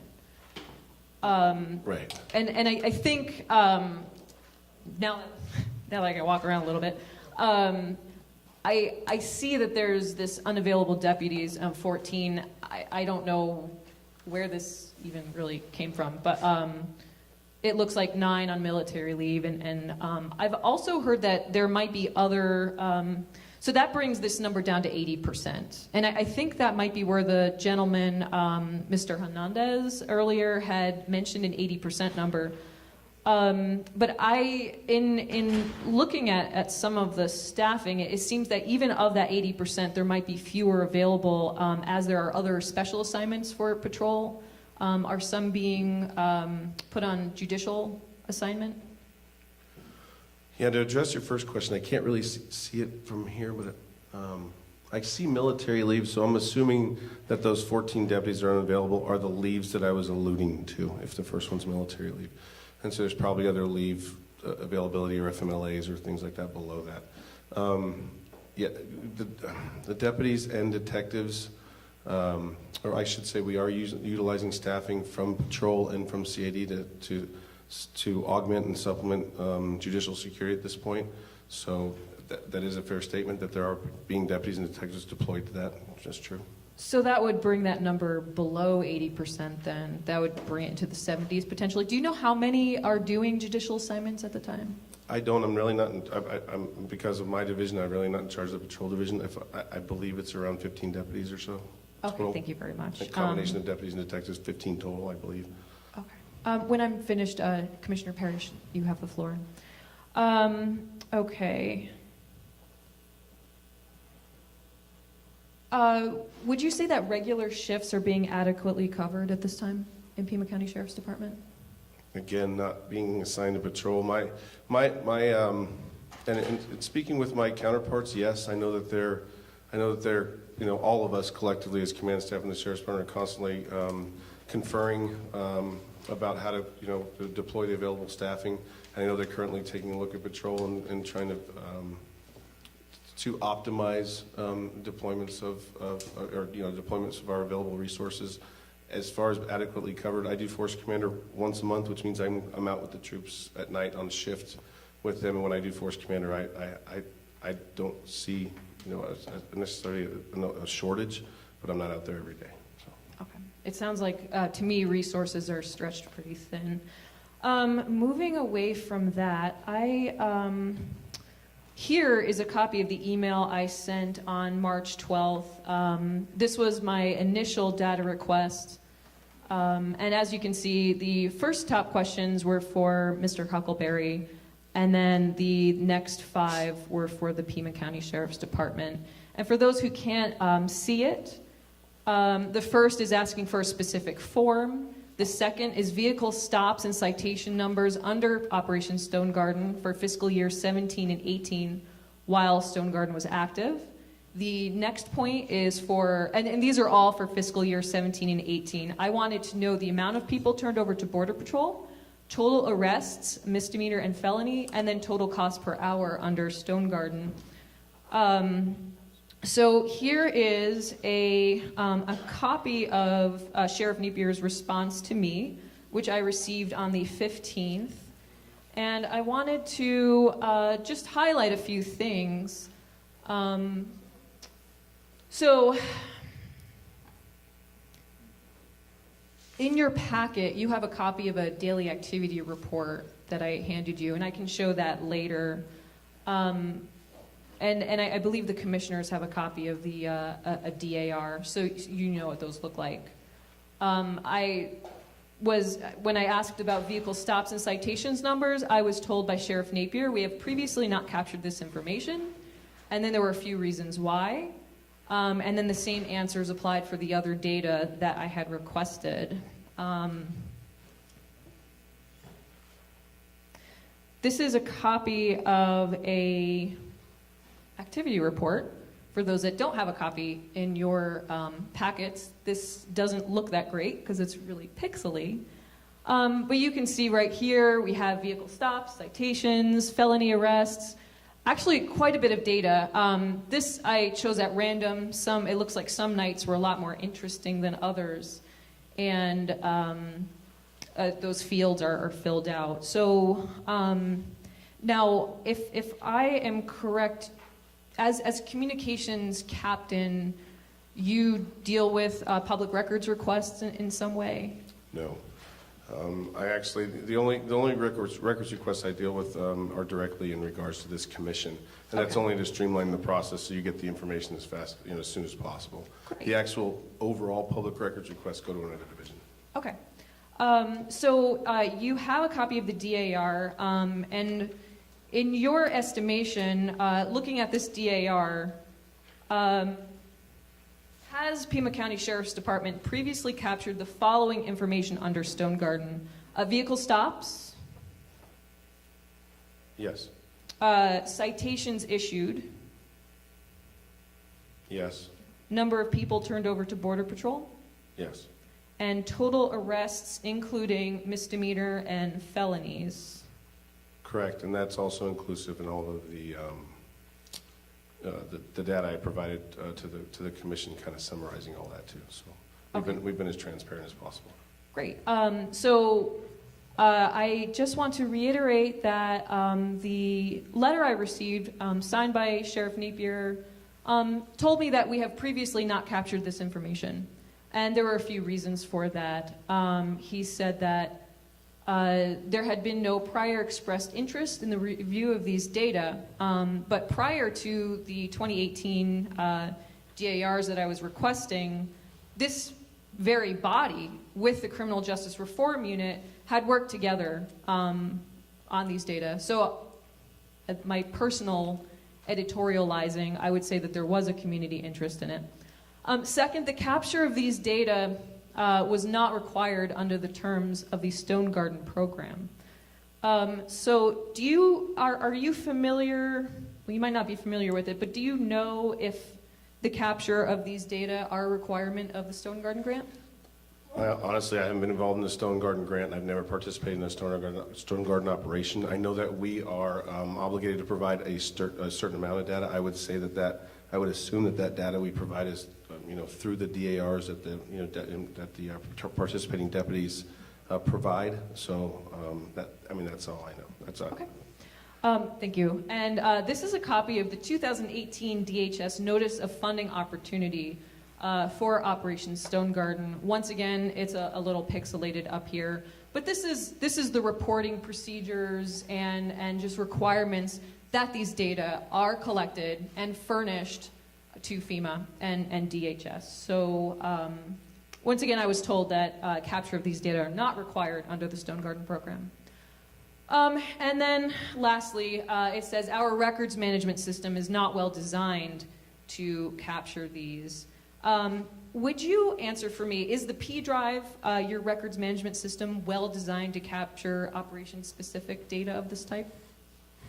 Well, the P drive is the folder that's shared, that they pretty much, there are other folders as well, but the P drive for the most part is the folder in which almost all data and information for the entire department is stored within different subfolders, in that database. So that the P drive doesn't necessarily itself capture the data. The data is captured in other methods and then stored on the P drive. Does that make sense? Okay. So there is a place that it resides. Yes. Okay. Great. Okay. I only have a few more questions, and then we'll open it up here. So on March 12th, I sent in my data request and received a response from Sheriff Napier on the 15th. Did my request go through the usual channels for this fulfillment? For the CLEPC board, yes. It went through normal channels, yes. Okay. Would you describe how my request came through and what happened with it? I don't know the exact how it exactly goes, but anytime that you guys submit a request, it goes to the sheriff, the chiefs, the command staff. The command staff involved, me being one of them. I believe my grants manager, Teresa Wilson's also involved in that. I'm not sure if our records section is or not, only because, like I said, most Stonegarden grants we handle, most CLEPC requests we handle directly for you guys, only to expedite the process. So that's basically the kind of the email list that I know of. Okay, great. And did you and your staff help Sheriff Napier write this response to me? Did you inform him with data? No. Okay. Why not? The best that I can remember is we were in the process of gathering some information, and then the sheriff had advised us that he was going to submit a response to CLEPC directly from him. So the data were being compiled in response to my request, but then I received this letter from the sheriff saying that he didn't have the data. That's what it looks like to me. And Yeah, I don't want to put you in the position of No, having to answer that. and we had just started gathering the data, so I didn't even, at that point in time, I didn't even know what data was available. Did he ask you if data were available? No. No. Okay. I think that's all I have. Do we have, now I can sit down, and we have Commissioner Parrish is next. Captain Ponzio, are you in charge of records? I am not. So is there a reason the sheriff would normally go to ask you for records that you're not in charge of? No, and that's what I was trying to explain. Okay. Yeah, I know what you're trying to explain. I'm just trying to help get the answer out there. Also, Captain Ponzio, when Stonegarden pays overtime, is that in replacement for the deputy's normal 40 hours of duty? Or do they work that as extra duty? It's extra duty. And that's work that they volunteer for? Yes. And sometimes this process can be very competitive with people trying to get it more shifts than maybe they would normally get. Sometimes people they're actively working to get an extra job. Yes. Okay. Does our staffing level, has it ever impaired our ability to fill Stonegarden operations? No. What's the span of control of a sergeant? Usually 1 to 5, 6. Okay. So it's reasonable to assume that if you have a sergeant working a Stonegarden operation in, say, 3 Points, he's got 5 deputies working? Yes. Is that an excessive number of deputies? I don't understand your question. Well, does that interfere with the Pima County Sheriff's Department operation, allowing those deputies to work extra time? You're talking about, Yes. in 3 Points, it's a Stonegarden operation? Yes. No, it doesn't impair. No. Okay. Absolutely not. All right. As far as that goes, I have no questions about that anymore, but I wanted to talk about this real quick on the board there. Those DARs, are those processed on our computer, or are they hand printed by deputies? I don't know. Okay. The I only- filled them out for years. They're hand printed. Okay, and Okay. the only thing I know about the DARs is as after July 8th of 2018, they were electronically input into the Homeland Security's network. Okay, and prior to that, which was right before I retired, prior to that, we filled them out by hand. So And you'd have, that would indicate if they're filled out by hand and just stored, based on your estimation, if you don't know the answer, just say, I don't know. That would, I think, be accurately described by our records management system as not well designed to capture the operation-specific data. So in other words, the data is very difficult to compile if you're going back over trying to recreate these sheets that deputies have and put them onto a computer. Yeah, my understanding is I believe it was the AHO Public Safety Support Specialist that was doing that was taking all the data and transferring it from, I didn't know if it was handwritten or digital, but transferring the data onto a collective spreadsheet. Fairly laborious process, I'm sure. Yes. Thank you. One moment, and yes, Captain Ponzio, how long did it take to pull the DARs that I had requested? I know that Teresa pulled the DARs. I pulled some of the information because it had to be redacted. So if I might defer, or you can ask Teresa directly, I'm not sure. The DARs? Most of the day, she Okay, said. so one day. Okay. And then how long did it take you to do the data retrieval using the method you used, including redaction? Yeah, it's no different method. I just had to go through and make sure, and I had to redact some some information, personal information from arrest records and stuff. Sure. It was a 5 or 6 hour process. 5 or 6 hours. Okay. Thank you very much. Thank you. And thank you for your work. It's Commissioner McNichols and then Commissioner Rodriguez. So having worked in law enforcement, my question is your records management system the P drive, or is your records management system a Spillman system? How do you manage, what program do you use to keep track of your CAD, your calls for service, your reports? That's Spillman. I mean, that's the electronic database that we use for that. And the program software and everything. And within that Spillman system, there are only so many different things that, when it's set up, that you can extract information from. For instance, calls for service, different types of calls.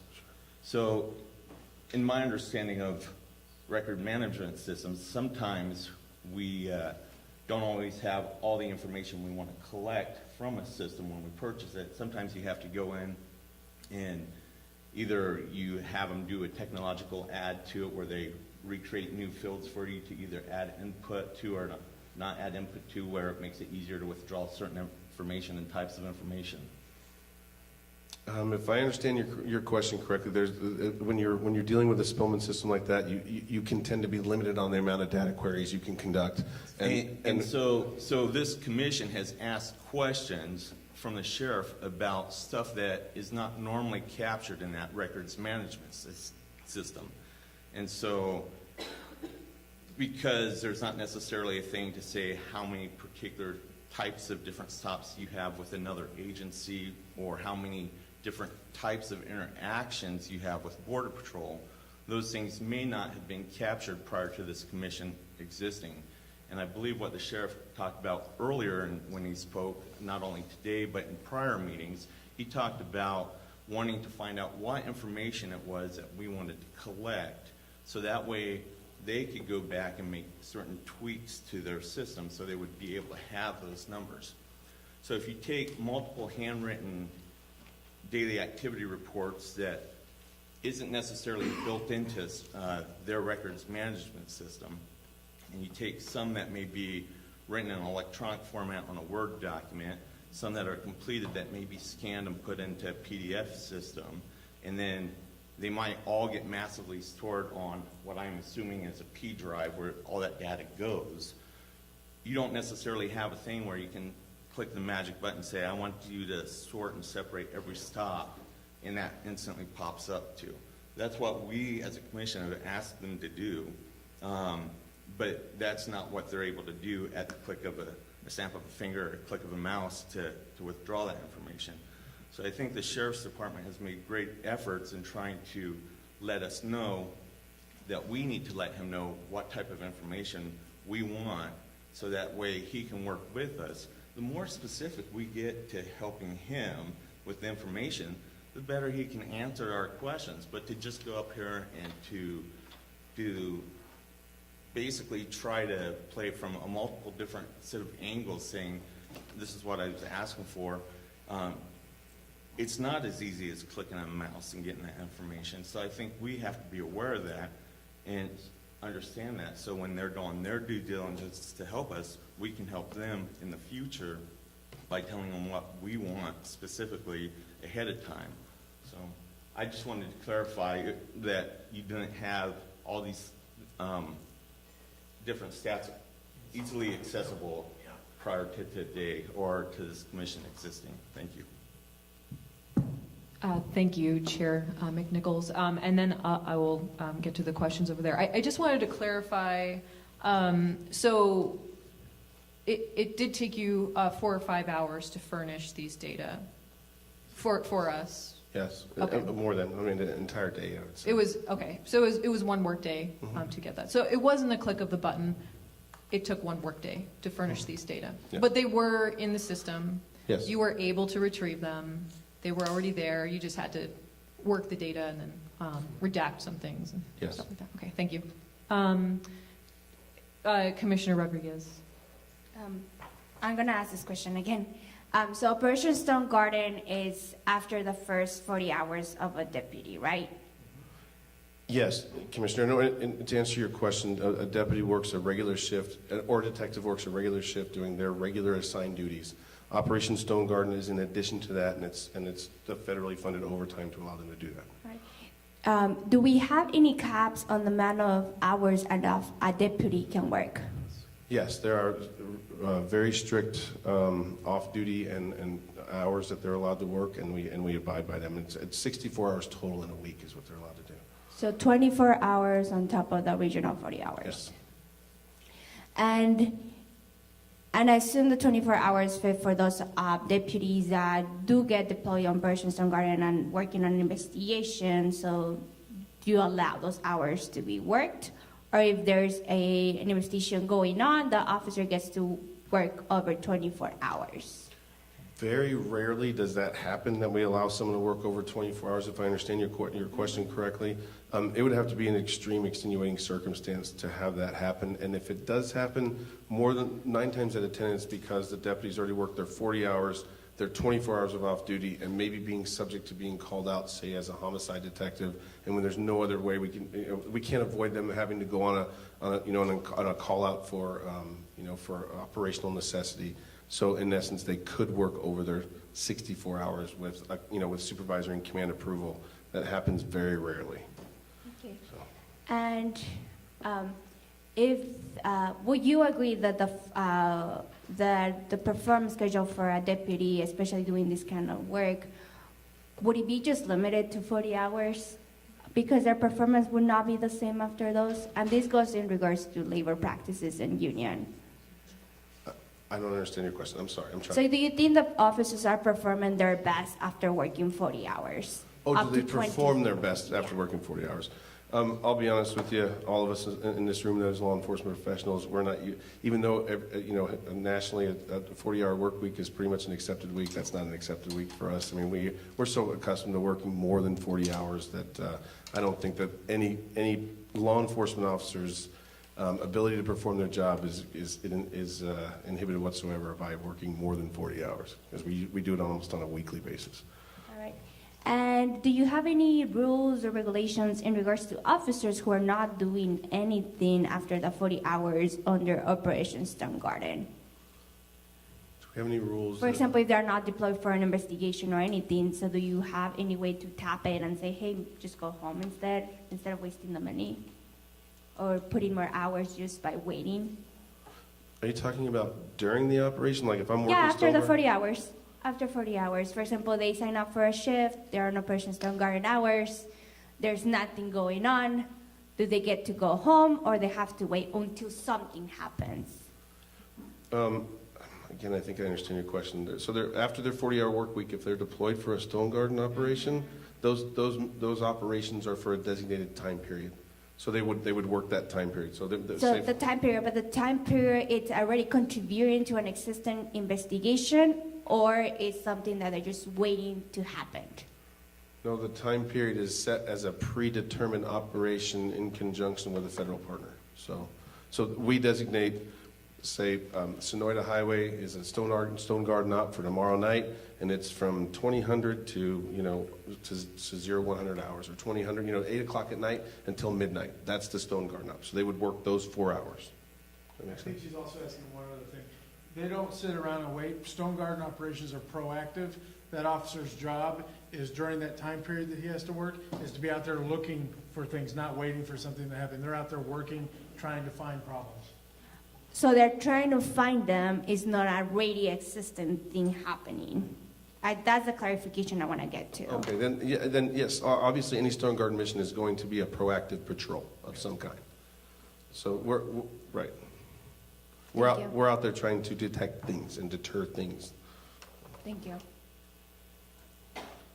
Commissioner, Co-Chair McNichols wanted a comment, and then Commissioner Luna.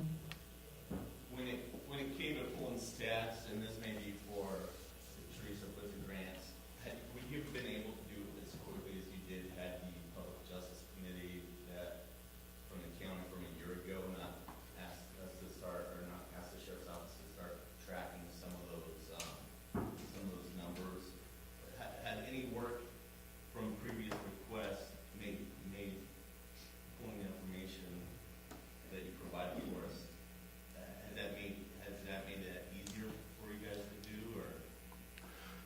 No, I would say the majority of the information was available. I think as we've gone on, we've added things to the database in regards to the commission's response or request for information. Commissioner Luna. So, saying regarding the data collection, am I to understand you do not have an IT department or an IT person that manages the system? IT manages our entire computer system. I mean, of all the databases and all of the law enforcement networks and everything. We have an IT section that is in charge of all that. But each individual division section, they all have their individual folders and sections under the P drive. And then in addition to that, we also have a records management section that houses all of the, all the records in addition to the P drive that we have. So our records management section houses all records. P drive is just a working computer drive that has different subfolders to allow the different sections and units in the department a place to house information. Okay. And as you were gathering the information requested by the sheriff, did you contact that IT department or anyone else with help in crunching the numbers? No, because the data's there. It's a matter of just being able to find it on the P drive and be directed to either where it is or have knowledge of where it is and then pull that information. So I don't think we need to involve the IT department to do that, no. Okay, because Commissioner Parrish, I believe, was the one that said that not everybody has access to the numbers or to the reports, but usually just, I guess, point of information, usually you can go to that department and they can go into the raw data and be able to develop ways to crunch the numbers. Right. Our P drive, our IT department can set limitations on folders within the P drive, absolutely, like I said, but those that are need to have access to the P drive for either data input or data collection have the correct access. So we all have access and availability to that folder. So you do have access to all the information, but it seems to me that we didn't get all the information.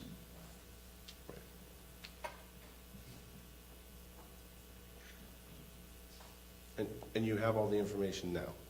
You have all the information that you requested in front of you today. Thank you. Did we have any other questions for Captain Ponzio? No? Okay. Thank you very much, Captain. Do we have discussion on the motion? Madam Chair, if I may, please. Sir, please approach. Hi, my name is John Stecky. I'm the Chief in charge of Support Bureau, and I wanted to offer some clarifying points. There was a couple questions that the Sheriff wasn't able to get into some details. I know there was a question in regards to U-9 visas. We do have a policy in place. Long and the short of it is those requests go to our Criminal Investigations Division Commander, and they are vetted for the process. If that person that's applying for that visa meets the parameters, then it's approved and sent back. So we do have a process in place for the U-9s. In regards to Commissioner Haney's question, bear with me just one second. In regards to body recoveries, we do keep that data. I know the Sheriff didn't have it available, but in 2015, 42, and this is not all body recoveries across Pima County, but those in areas where we can anticipate it may be a migrant. In 2015, 42, in 2016, 32, 2017, 89, 2018, 65, and 2019 year-to-date is 16. And just, I think it's already been clarified, but just to add a couple of things to differentiate, because there was a question in regards to our records management system that is in fact Spillman and is very different than P drive. As Captain was talking about a moment ago, the P drive is basically an electronic storage device, largely for work product within the Sheriff's Department. The DARs historically have been stored there. And I believe that there's concerns in regards to the lack of transparency on the Sheriff's response.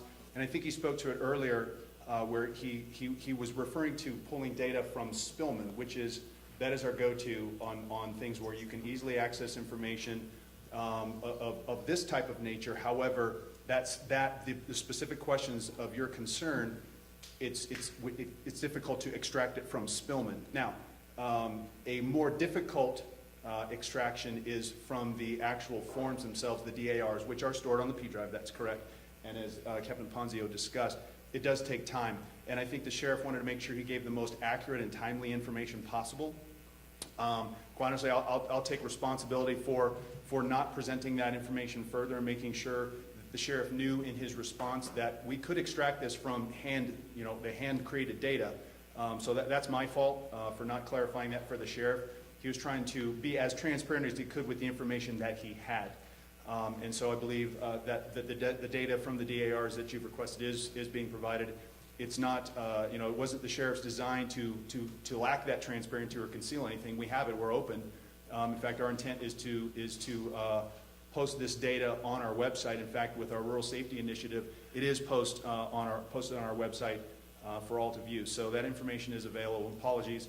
Again, I'll take responsibility for not insisting that be extracted. He wanted to use what we find to be the most reliable data, which is within the Spillman system. That is our actual records management system, as opposed to a work product storage device, which is the P drive.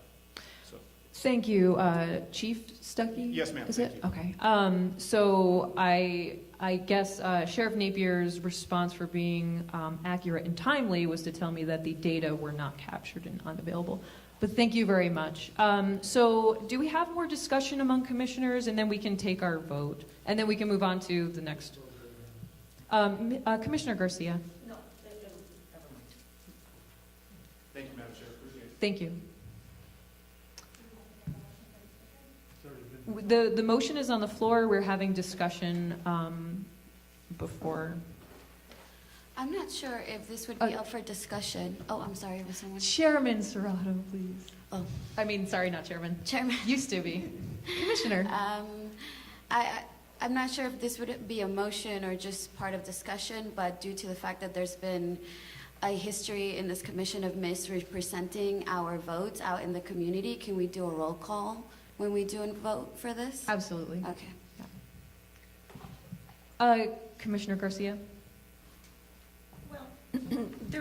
I just want to, I was going to ask a question, but it really isn't a question. We know full well that we've wanted this kind of information for a long time. It's not a shock. It's not a surprise that we're interested in this. I think it was Commissioner Nichols that, we've never captured this, we've not been told. I mean, come on, we've had these problems in Pima County for a long time. I'm talking about issues of racial profiling and other data that has to be collected. It's not brand new, and so what I'm saying is that Operation Stonegarden grants continue and further the racial profiling. There's no question about it. Look at the responsibilities. They have to be part of saturation patrols. They have to do interdiction operations to have reasonable suspicion stops of people that may look undocumented. And they have... That's not what it says. And What it's... you just said is false. It says reasonable suspicion stops. It does not say Commissioner about the way they Parrish, look. you reasonable can have the floor after suspicion Commissioner Garcia. stops, exactly, of potential... I'm sorry? It doesn't say anything about the way they look. The answer is no. Reasonable suspicion stops of potential undocumented aliens. Of potential. It didn't say anything about the way they look, did it? You tell me, exactly. Tell me. You're not going to get pulled over like, my family members are. But don't, this is within the responsibilities. And based on what we've lived, I mean, it's really problematic. I am against, of course, even the specific responsibilities. Let's face it, money runs everything, including drugs. And does Stonegarden get to any of the money people? No, they never do.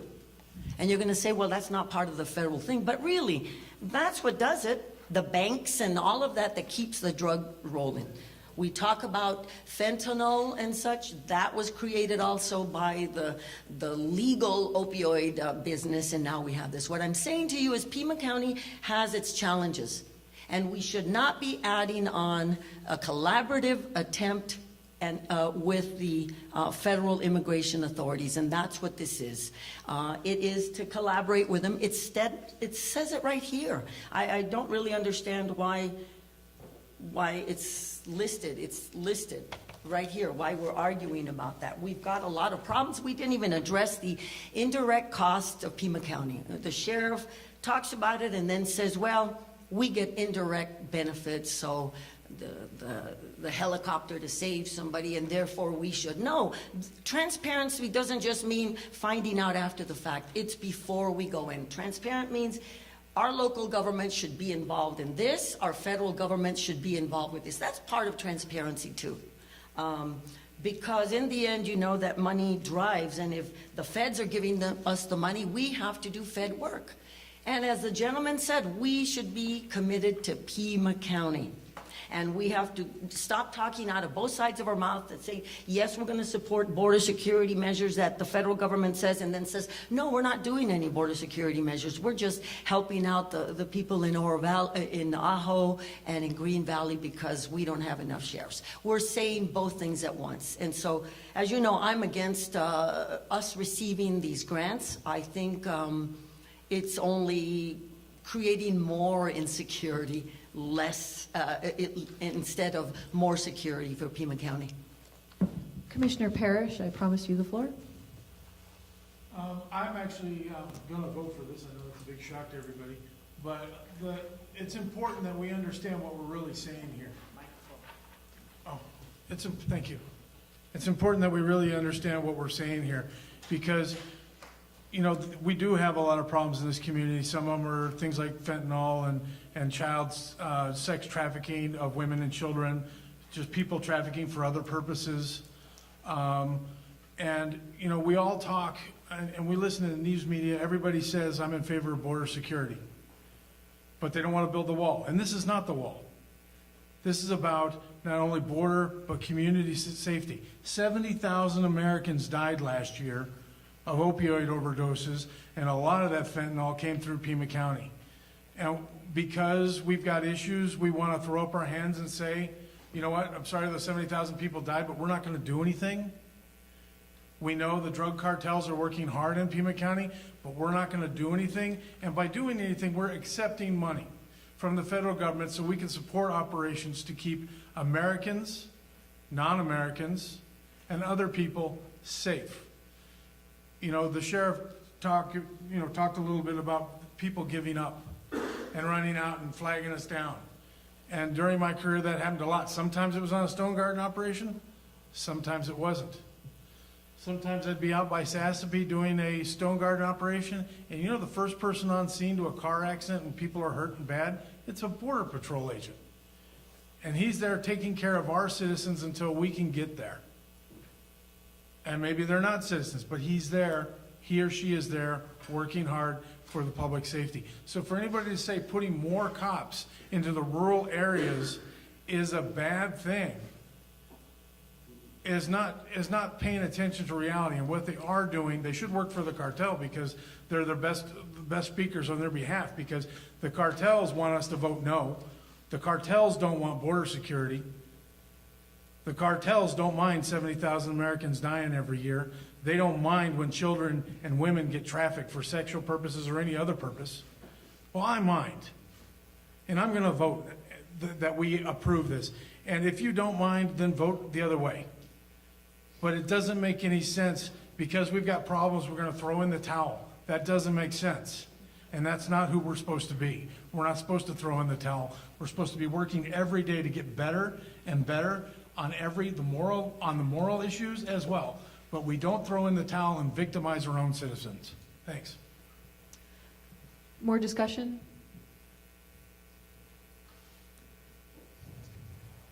Commissioner Luna. Yes, hi. Well, many of you already know this is my first day on the commission, so yay. I did read up a lot, and one of my main things was transparency. And I said, I just want to see the numbers. I want to see the benefits. I'm disappointed. I'm so disappointed. I really wanted transparency, and I'm not feeling like we're being respected as commissioners, because we need all the facts in order to make an informed and intelligent decision. And and I did ask the sheriff if anything would change if Stonegarden was rejected, and he said no, everything's going to continue as is. So I'm not sure I have a lot of motivation to vote for it. I'm concerned about transparency. I don't think it's going to happen. I wish it were. I wish I felt confident about it. And unfortunately, perhaps for the sheriff's deputies, I'm going to want to vote no on this. Thank you, Commissioner. Chairman I think ultimately, every police officer who goes to work wonders how he can make a difference for a day. Nobody goes to work and say, how can I go make someone's life miserable? In the midst of investigating collisions or someone being a victim of a crime, you're not concerned about whether they're here legally, illegally, documented, undocumented. You're concerned about making sure that they have the help that they need at that time. The ultimate goal for law enforcement is voluntary compliance with our laws. If we have voluntary compliance with the laws of the land, there is no need to have police officers because people know what the laws are. A police officer in the state of Arizona is sworn. He takes an oath of office. It doesn't matter if you're Tucson PD, Phoenix PD, Patagonia Marshal's Office, Santa Cruz, Pima County Highway Patrol. You take an oath of office to protect and uphold the United States Constitution and its laws. You take an oath to hold up the Arizona State Constitution and its laws. You go through the same certification. So if you're a Nogales police officer in Flagstaff, Arizona, you can take enforcement action. You have the same authority as a Flagstaff guy has. It is a statewide certification. The very first thing that people cut when it comes to staffing and things like that in law enforcement tends to be the community outreach and the education factor. We want our people to be educated. Guys who are cops that I know have given their lives to being involved in their communities and trying to make a difference. So where something like Stonegarden helps is it does allow the sheriff's budget to be supported, where those monies, ultimately the Board of Supervisors decide, do we want this equipment and this overtime to come from the county budget, the state budget, or the federal budget? That is their decision to make. We have a sheriff who's willing to work with people that most sheriffs wouldn't be willing to work with. We have information that's not necessarily readily available through Spillman, but it can be made available through extra effort. And I think ultimately we need to make a decision on how we can best help the people and the citizens of Pima County and voluntary compliance with the laws. That's the first thing. And then if that doesn't work, we need to change the laws because the police officer is going to enforce the laws that he's upheld to enforce. So with that being said, I think we should take a vote. I think we pretty much know where most of us stand. So. I did want to say something. Commissioner Serrano? Thank you, Kevin, for bringing up the law and Constitution. And I think the constant notion that those of us here that have a problem with Stonegarden, the constant notion that we are saying that police officers have a secret agenda and this, I think, is not absolutely true, really. Here's the thing about DHS. They're not about following the law. DHS and what we've seen under this administration is that what they do is they follow policy. And policy is changing at the whim of the administration. DHS is not out there upholding the Constitution by putting children in cages and families under bridges. So while we may be able to have conversations with the sheriff, and while he as a person or in his morality might be the kind of person that will stick to what the law is, the law of the land, we are going into an agreement with DHS that has seen children this year, too, die under their care. Small, tiny children, like my child, die. Horrible deaths under their care. What we're saying is that at this moment, DHS is rogue. And this program doesn't have any metrics, it doesn't have any goals, it doesn't have any form of accountability. So what we're saying is that right at this moment, Stonegarden, as an operation, we should not have that. And we understand that law enforcement is for enforcing laws, but DHS is not out there enforcing laws. They're out there enforcing the whim of a racist precedent that is vehemently xenophobic.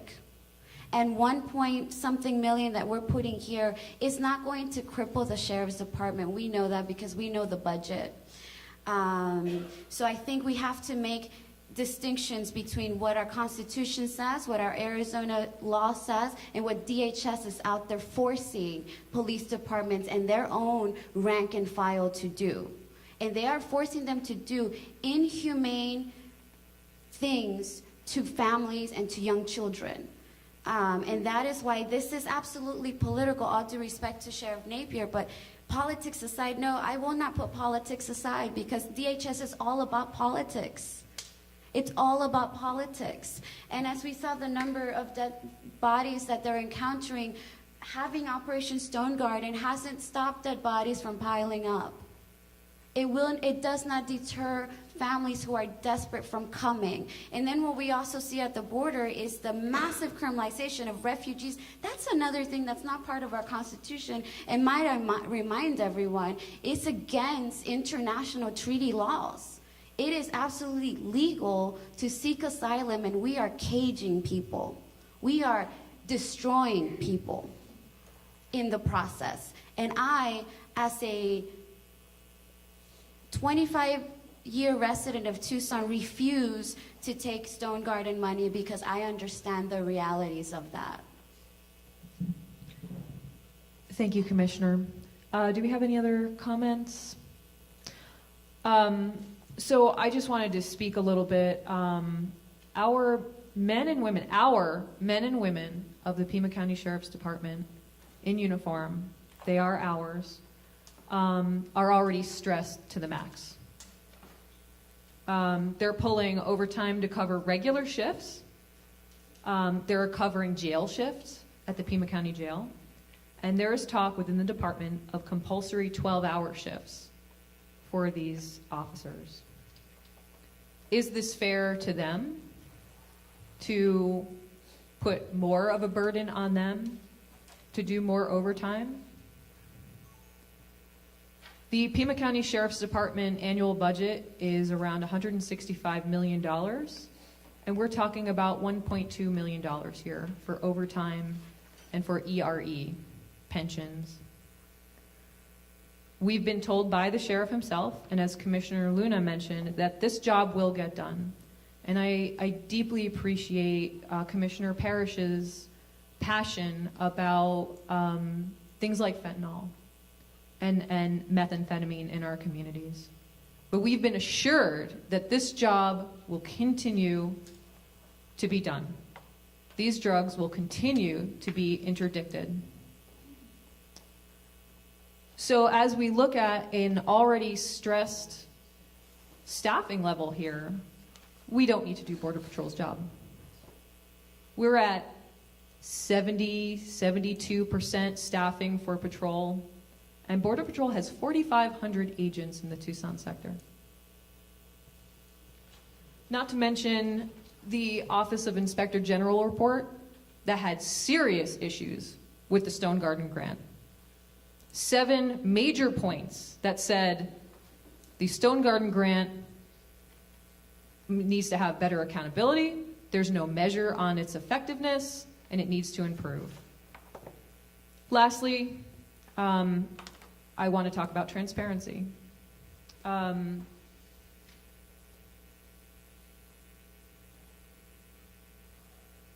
Sheriff Napier himself says that he wants transparency. He says he's committed to it. He says that he sees that there is value in this commission, and he wants to provide that to us. My questions that I posed to him were based on information we had been given last year. These were not obscure.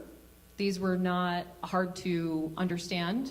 And they were things pulled directly from the daily activity reports that we had from 2016 and 2017. This should not have been something very difficult to procure, although there was some time involved, and I appreciate that. In his response, I wasn't told, hold on, this is going to take a full day to get it, but I'll get it to you. It wasn't a conversation. I don't know exactly what you mean. Which apples and which oranges do you mean here? This was, we have not previously captured these data. When we know we have previously been supplied them last year by the Criminal Justice Reform Unit. I didn't ask for anything extra. I asked for exactly what we had been given last year. I have deep concerns about transparency. And if we're moving forward, I would have to act on faith that all of a sudden this would change. I don't have faith in that. We need to be shown that there is this cooperation and this commitment to transparency first. And for these 3 reasons, that's why I am going to vote no for the Stonegarden grant. And with that said, could we do a roll call vote, please, Julie? Thank you. Commissioner Parrish. We were supposed to get out of here at 11, it's 11:30, so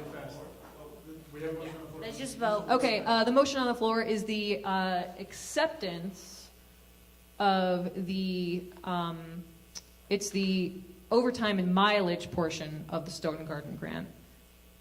Roll call vote, please. Steve Borzon, In favor? Isabel Garcia, No. George Haney, Yes. Kristen Lundrum, No. Dorlina Luna, No. Kevin McNichols, Yes. Terry Parrish, Yes. Tiara Rainey, No. Jessica Rodriguez, No. Zaire Serrato, No.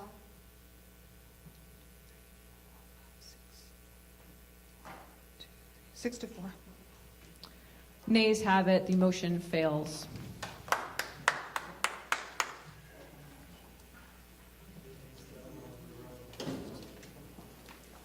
No, these are separate.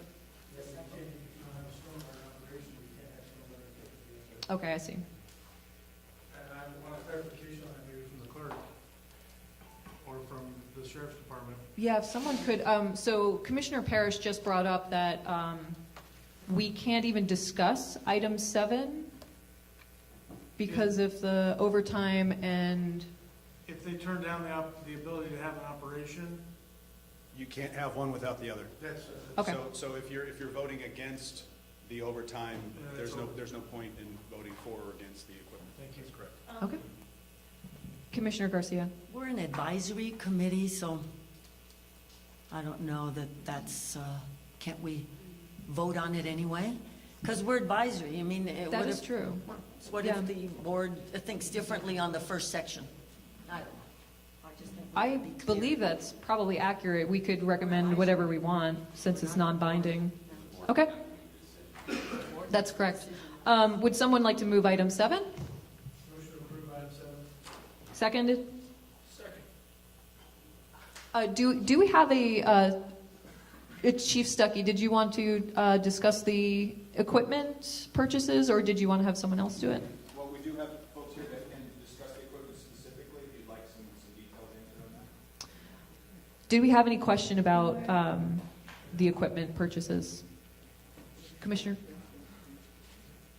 I had a few questions about the Vigilant database. Can we, just because of time, like how much time are we gonna extend this meeting for? It looks like I'm the only one asking questions. I only have a few, and then we'll do it, and then that's it. Okay.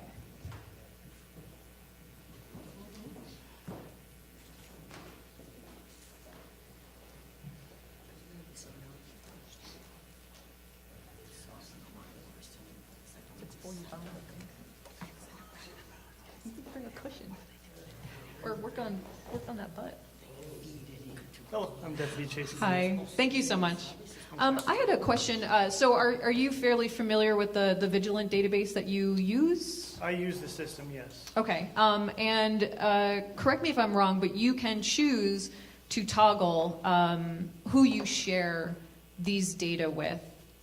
Yes. Okay, and as far as I know, you can go through and you can choose kind of line by line who you share it with. It's not on off. It's not binary. You can selectively choose who you share these data with. I believe so. Okay, but once you toggle the share button on for the data, then it's all data. So it's not a portion of the data would be shared with this entity, but not this data.